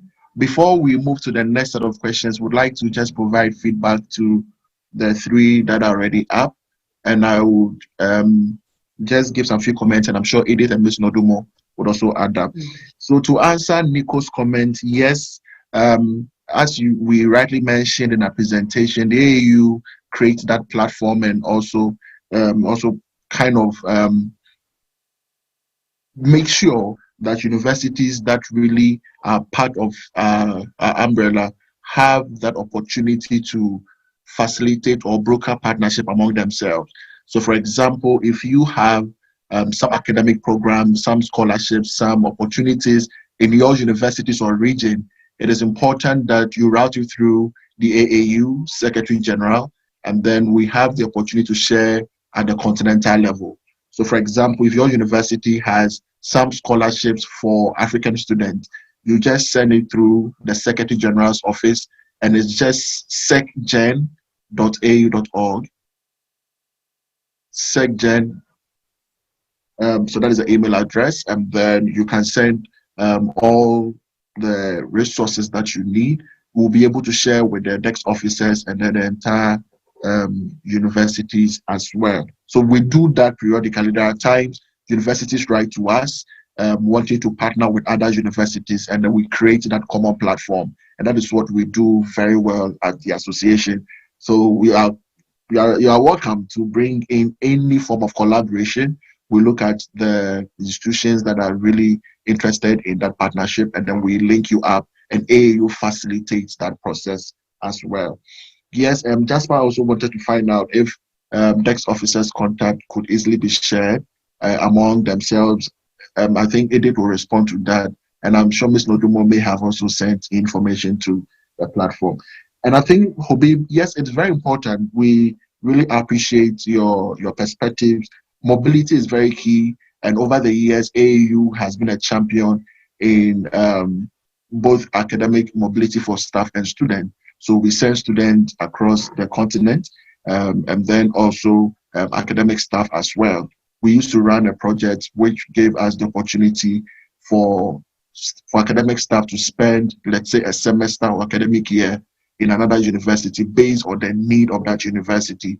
And so that is one of our greatest strengths. And it's great that at this moment we will be able to provide that support and partnership as well. In terms of debate, we have webinar platforms, like I mentioned early on in the presentation. Weekly, we host series of topics, and then we create a platform also for all stakeholders to engage to discuss topical issues regarding higher education in Africa. So this is also very important. We'll be happy to welcome you on board.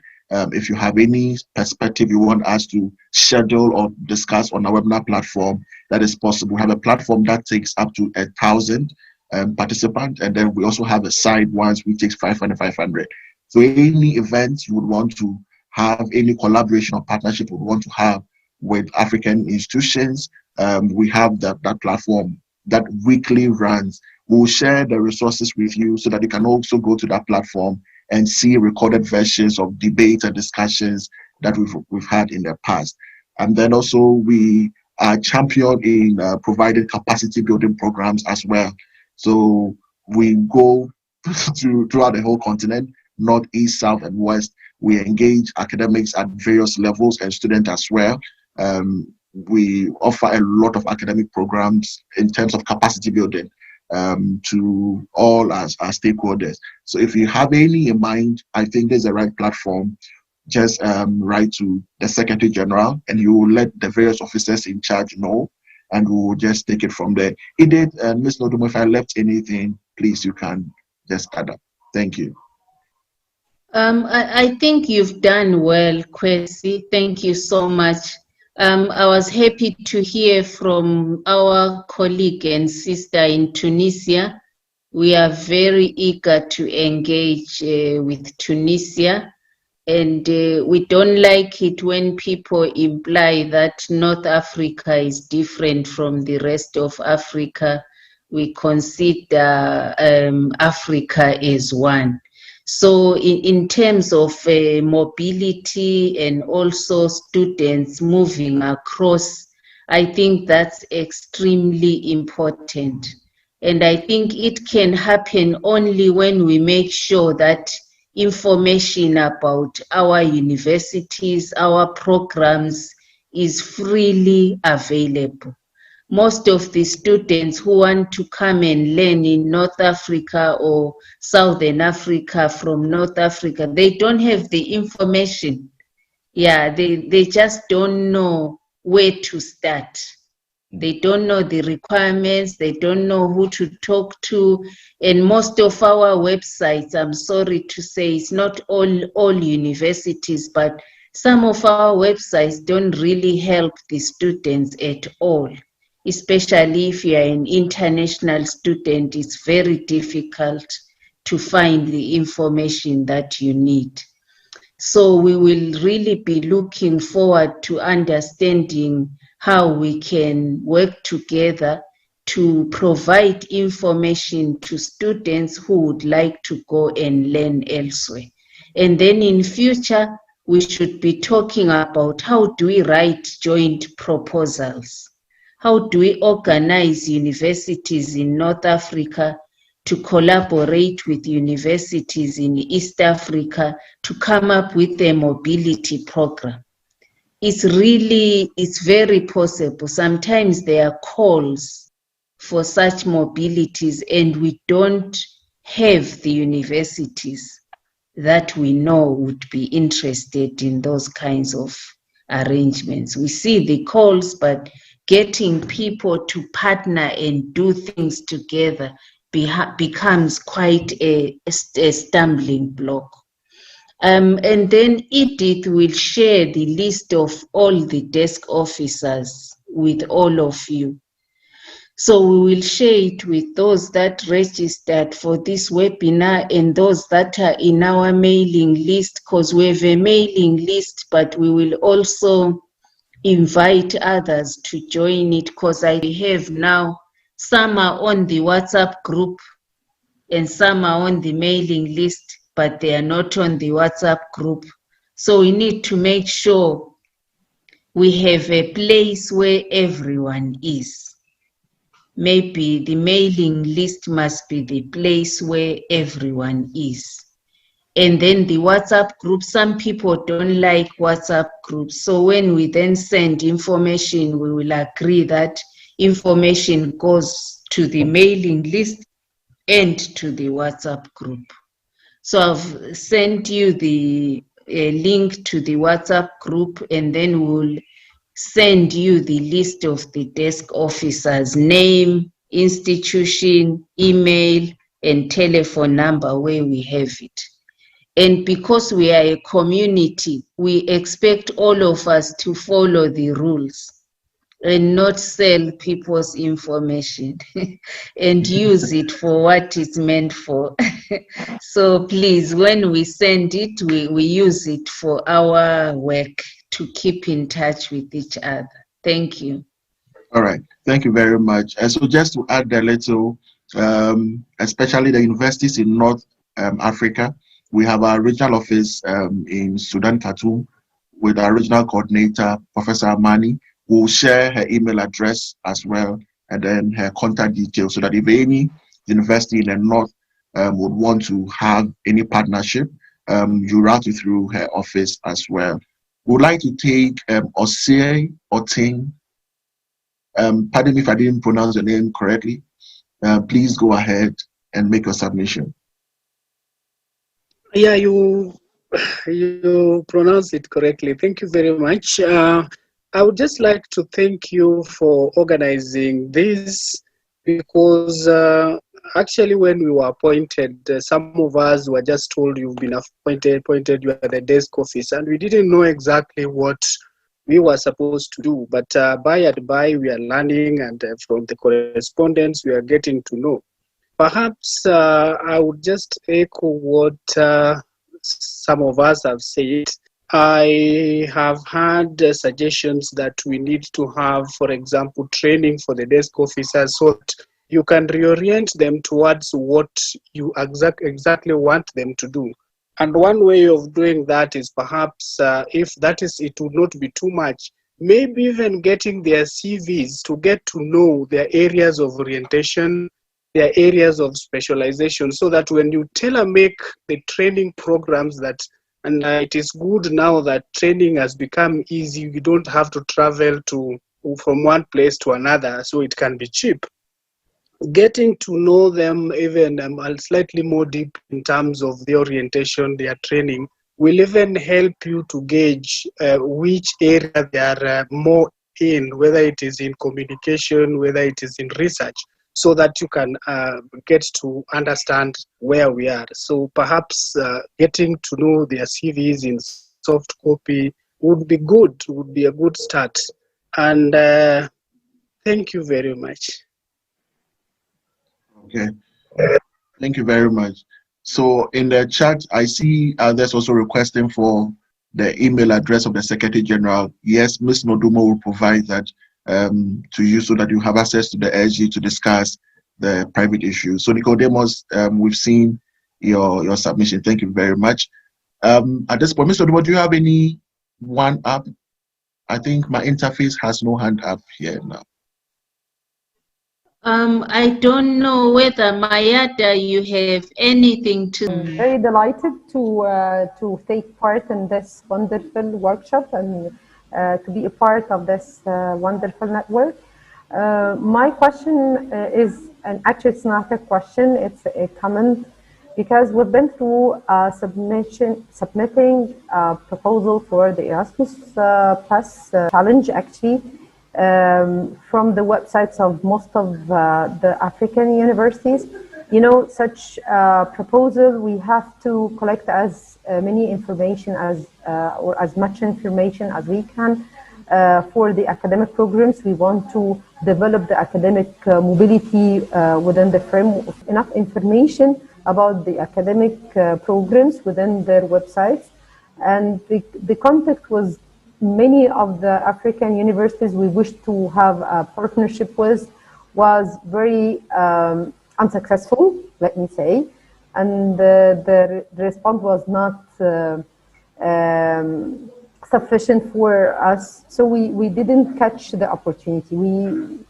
The next year we started to approach other universities, and finally we succeeded, and we have a successful submission, hopefully to get the project. But we want from now to prepare for the next schools and to have a number of universities that we wish to have some kind of partnership with. And in terms of the partnerships, we like to start with the mobility, because I believe that the mobility is the kickoff, the right kickoff for any kind of partnerships. We have to meet each other physically, we have to visit each other and have some time together in order to come up with ideas for to extend the partnership. So we are willing to partner with your esteemed universities, and I will drop in the chat box my name, my email, my post in Helwan University from Egypt. I'll be very happy to have you among our partners. All right. Thank you so much. Yeah, thank you, Kwesi. All right, thank you, Ms. Nodumo. Thank you. Yes, Ms. Nodumo, I think the issue of partnership is, I don't know, keeps coming up, and I think it's something we need to really develop or improve upon that. I don't know what you think in response to her. Yeah, I fully agree, and this is where we can gain most of the benefit from being part of the association, by working to ensure that we connect more effectively, we do things together, we write proposals together, we know our institutions, we make sure that when we say we want international students, we're not only looking for students from US and China and others. Let's sort of encourage students within the continent to be curious about going to learn in Senegal or going to learn in Egypt. And that way, you know, we will solve a lot of the challenges that we are trying to solve as a continent. And I really believe partnering and academic mobilities is what will make the association very valuable to many people. It's not about being connected to each other, to do bigger things, to solve more problems, to do joint research, to teach together, to learn our cultures. I think that's what will really add more value. Yeah. So All right. thank you, Kwesi. Thank you very I much. think we've gone over time a Yes, bit. we are 6 minutes exactly. So if you would like to have any engagement with us, the Secretary General's email has been put in the chat board. Kindly write to us right after this discussion. Just if not a full idea, just create that connection. And we will also introduce you to our regional coordinators. So, for example, if you're in North Africa, we will do that. If you're in East Africa, we'll introduce you. If you're in Nigeria, we'll introduce you to our country office, and then we will ensure that we're able to facilitate all levels of partnership we want to have with the Association of African Universities. I think we don't have any hand up. If you still have any question or submission, you can still write to the Secretary General. Ms. Mo, I would like to hand over to you for the closing remark, if SJ is available as well. Thank you. Yeah, maybe we check whether Professor Ehile is still connected. Prof. Ehile, are you dashed off to another meeting? Yeah. So on behalf of the Secretary General, I would like to thank each and every one of you most sincerely for taking time out of. Okay, Prof. Prof, can you close us, please?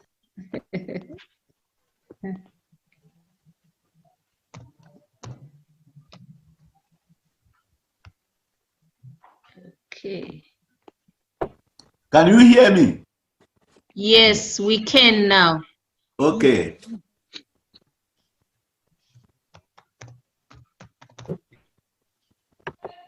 So we are asking you to close the session. Okay. Thank you. So before closing the session, may I show my or express my gratitude to my dear colleague, Dr. Amani Sharif, because she's doing a hell of effort in order to share all the activities and all the webinars of the Association of African Universities, and she make it available for me to attend this webinar and inshallah the next ones.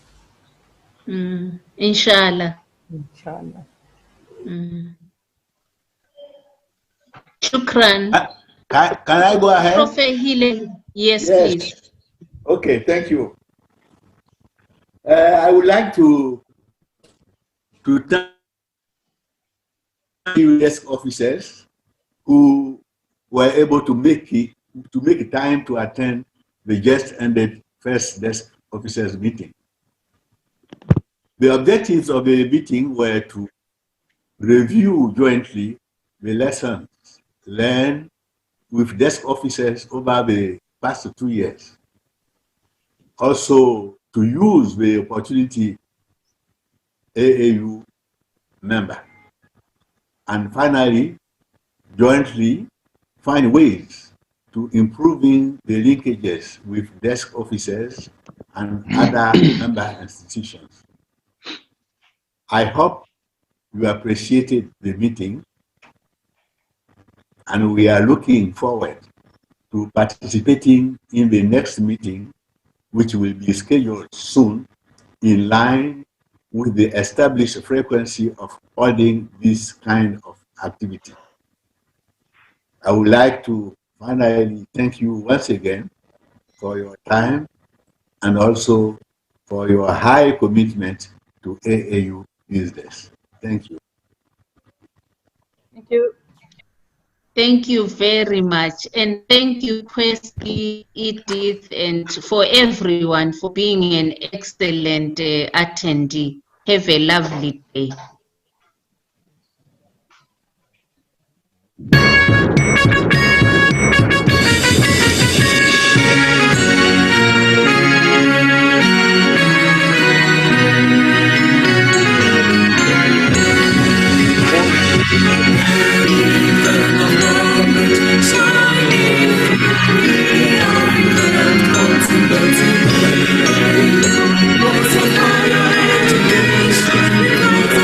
Come on with the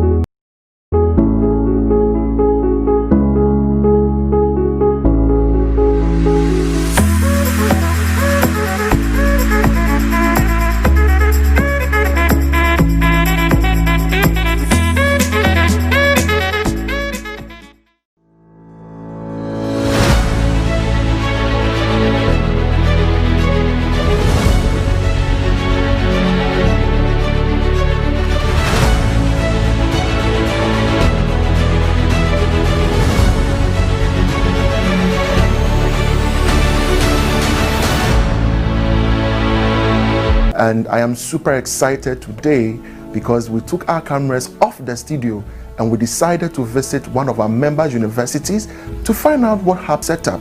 And we're so fortunate and lucky to meet or to find one department which is so important in the setup of every university, and that is the Careers and Counseling Center of the University of Ghana.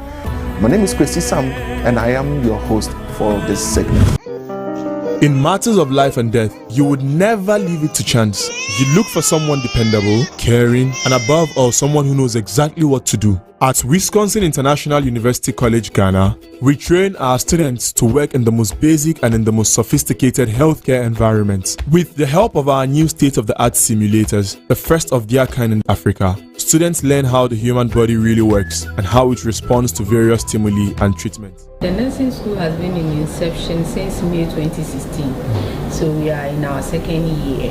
What sets us apart is the kind of environment in which the students have been first in the country and in West Africa as a whole. You got to see a simulated birth here. We can do these births about every 7 to 10 minutes with a setup and things like that. Now, comparable to other simulation centers, obviously there's no other simulation center here in Africa that can offer that. In the States, this is very comparable to the same experience that our students in the States will experience over here.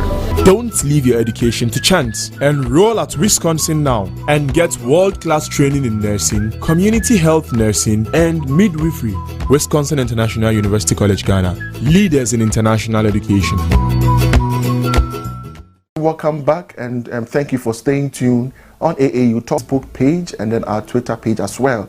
We are privileged to have in our midst today the director for the Careers and Counseling Center of the Premier University of Ghana, and we are going to talk to Mrs. Jocelyn Bachman, who happens to be the director of the center. Good day, madam. Good day to you, Kwesi. How are you? I'm doing very well, thank you very much, and I believe you are good too. I'm good, and I'm super excited because we are going to talk about one area that I have so much passion and interest in, and I hope you are ready to share with us. Certainly, ever ready. Great. So we took a leave of our studios to visit University of Ghana, and one of the key departments that really caught our attention is the Careers and Counseling Center. So we want to have a brief chat with you to share with us what happens here, what happens in the life of the student, the lecturers, and the entire university services or the university community. But to set the ball rolling, you could tell us why the center in the first place. I believe that the center is very important to the life of a student, right from the time they come into the university. We have a system what we call the student's journey. Okay. Before they are joining the university, they talk to us about what is available, what are the courses, what career options are available even within those courses.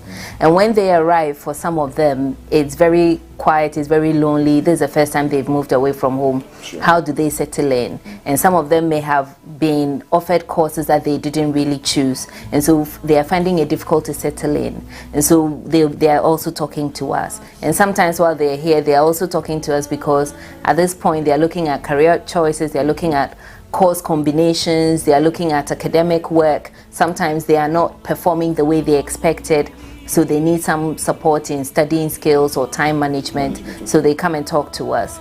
And also before they leave, again, what opportunities out there, and they talk to us. We help them with placement, we help them prepare their CVs and in preparing for interviews. We even offer them mock interviews if they want to. And so again, they're talking to us. And sometimes when they've left, they also come back to share their experience. To share their experiences, to talk about careers, but also those who are looking for further studies. They come back talking to us. I'm looking for further studies. Some of the courses, if Legon is not offering, we may help them look elsewhere that might offer the courses. And so we offer programs and opportunities that helps them pick those up. We run an educational fair, for instance, so they can come in and talk to people on different courses that they are interested in. Okay. First of all, let me congratulate you and then the entire university for placing much premium on counseling and career services for our students in higher education. We have some of our universities that do not have such setup, and even if they do, they don't place much emphasis on it. And so let me congratulate the entire university for this great stride. But then, how long has the center been in existence? University of Ghana was established in 1948. Yes. So I want to believe that in 1948 the service was there. Oh no. It was much later. In 1970 the university saw the need to set up the center to help place students, to prepare them to find their own level when they leave school. And then with time they realized it wasn't just about placement, job placement, but some of them needed counseling, professional counseling, and so that was also added. And sometimes as they've come in, some are, as I mentioned earlier, some are struggling with academics and performance, and so they need a counselor to help them work their way through. So yes, it's been around since then, and it's gone through different names. Sure. It was the Guidance Center, and then it became the Counseling and Placement Center. And then in 2016, we got the permission to change the name to Careers and Counseling Center, because we do more than just placement. It's a lot more activities that we offer. So it's now Careers and Counseling Center. So for how long have you been the director? Since 2013, August 2013. That's about 5 years. Yeah. Okay. And I believe you've done a lot of good works in making sure that the center is one of the best in the country and on the continent as well. I hope so, because I believe it's an integral part of every student's life. And so if we are able to support them in this way, then the entire student experience is much more memorable. And when they leave, they have good memories of the University of Ghana. They are willing to come back and support as alumni. They're also willing to maybe bring their children, their wards, people that matter to them back to the university, because it plays such an important role in who they would be, or who they have become. If you've gone through your tertiary education here for 3-4 years, you're part of the university. It's prepared you for the world of work out there. And so it has to be something that would make you want to come back. And that's our main focus, on getting them to be able to compete in the world out there, but also willing to come back and contribute to other services the university offers. Okay. Let me ask this, because I find it much more interesting and relevant. Most often than not, placement and career are part of the counseling services. But it looks like for your center, you have really carved out and brought out the career to stand on its own, and then also the counseling center as well. What informed this decision? Well, the counseling is about discussing options and helping the client realize what options are available and to make informed decisions. And with the careers, we chose careers over placement because placement is more restricted to maybe internships or job placements. But we are preparing them, not just with in the classroom, but we offer them, for instance, volunteering programs. So we have a project called Transform My Community, where students are placed in the deprived community to live there, to see how that community can be transformed based on the knowledge they have from the classroom. This is not necessarily placement, it's a career, it fits into their career, but yeah, career development, that's the one, but not necessarily placement. We have entrepreneurship programs, what we call the Enterprise Zone, where students are given, with entrepreneurial ideas, are given the opportunity to prepare their idea. And this is because we see it as an alternative career route. You might not be out there looking for a job, but this helps you find a job. This helps you actually create your own job and even employ others. And so that being for you to have your own job is not necessarily being placed. And if I may talk about this is one of our students that came out of our entrepreneurship challenge. This is processed coconut husk into charcoal tablets, yes. And so we did the entrepreneurship challenge called the Dare to Start Challenge, and they got this, and they have an investor now. Invested $80,000, and they're exporting this charcoal out of the country and in foreign currency. And so this is not necessarily placement, but they've got a business and they're employing other people to support them. So our main aim is to reduce the graduate unemployment in Ghana. And if we're able to prepare our students to contribute that way, we know very soon a lot more businesses will come up, and so most of them won't have to stay at home waiting for a job that probably is non-existent. Okay, so how did you get the entire university buying into this transformation? Because in some countries and then in some universities, it is not that easy to have the entire university placing much more premium on careers and counseling services for students. How did you do it? It's not been easy, as you said, because sometimes you have people being of the view that it's only important to teach them and send them away. But we believe that if you're teaching them, they have to be able to fit in, to groom them into the world of work.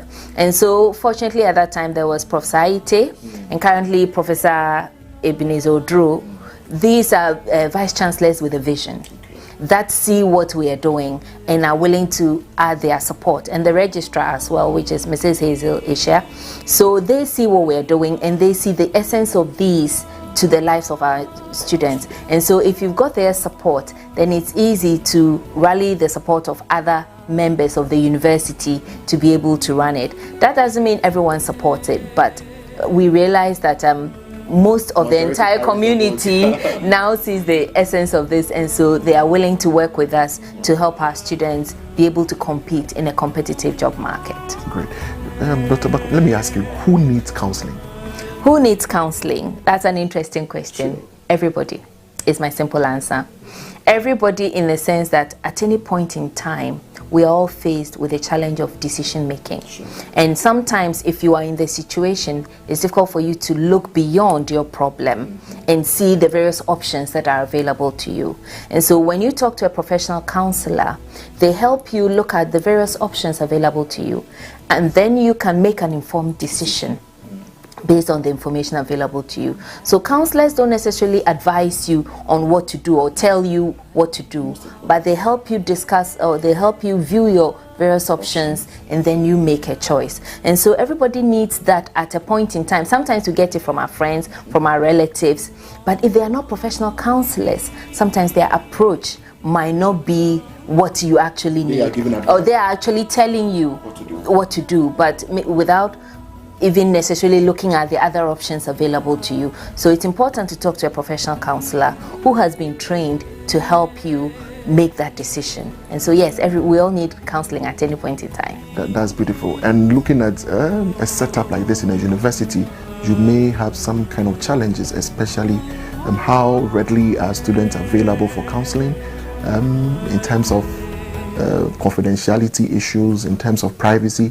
How have you been able to manage it to make sure that the students readily come for counseling anytime, anywhere, and when they need it?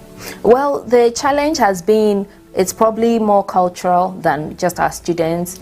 In our society, it's difficult for people to open up and share their problems. And I say this because a lot of the time when we have foreign students from the US, as soon as they arrive, they'll report themselves and say, I have this condition, I've been diagnosed with this condition, I'm on this medication, I need this kind of support, maybe psychotherapy or medication when it needs to be prescribed. They bring themselves.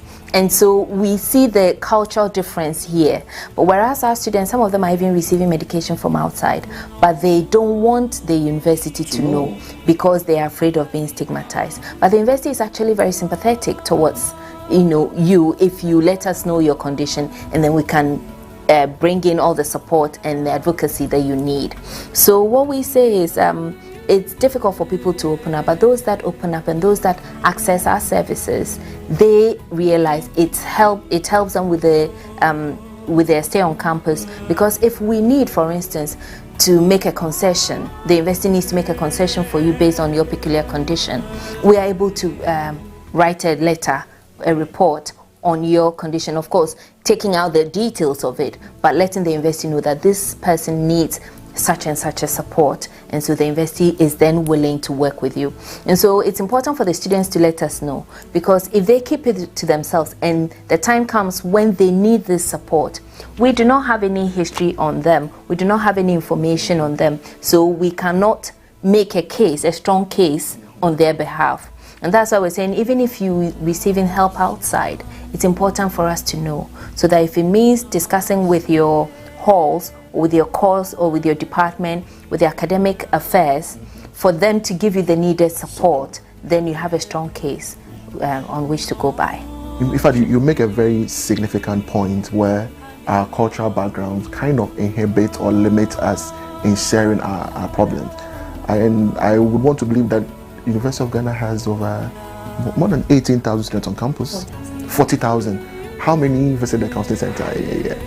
In a year, well, because we are into the Careers and Counseling Center, then it will be difficult to limit it just to the counseling side. But the center, we may, because not internship opportunities, job placement. But in terms of counseling, I think we looked at, we tried to do a chart out of it, and probably about 7,000 in and out in a year. Okay. But some are coming in probably once, some are consistently seeing a clinical psychologist or some counselor, or some are also, we also have a psychiatrist that comes in once a week on Wednesdays. So sometimes students are referred to see the psychiatrist. And so all these, when we put it together, we're looking at around for our students to realize that, it's important to come and get help. Sometimes it might be just about the course you're doing, or your academic performance, or your relationship with your roommates, even with your parents, with your significant other. Student relationship is also there, and other university authorities, your relationship with other university authorities. And sometimes it's been said that students come for counseling only when they have a broken heart. Yes, and that sounds funny. Yes, it's just a misconception in that when it's only broken hearts that will make you need help.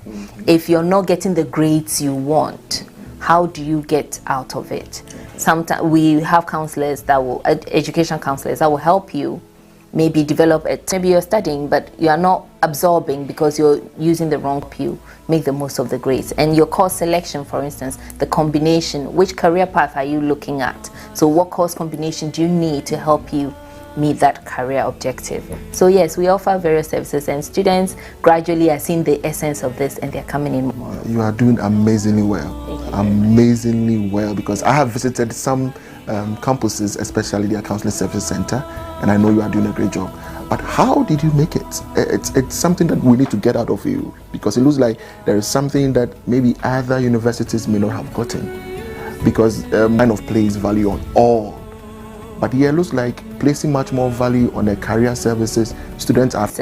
But we realize that it might clash with other names, other units of the university. Like the dean of students, exactly, the dean of students office. That was the main challenge. Sometimes they talk to us and they actually need financial aid, so we refer them to the student financial aid office, for instance. So they are coming in for counseling, but the main problem behind the counseling is the financial aid they need.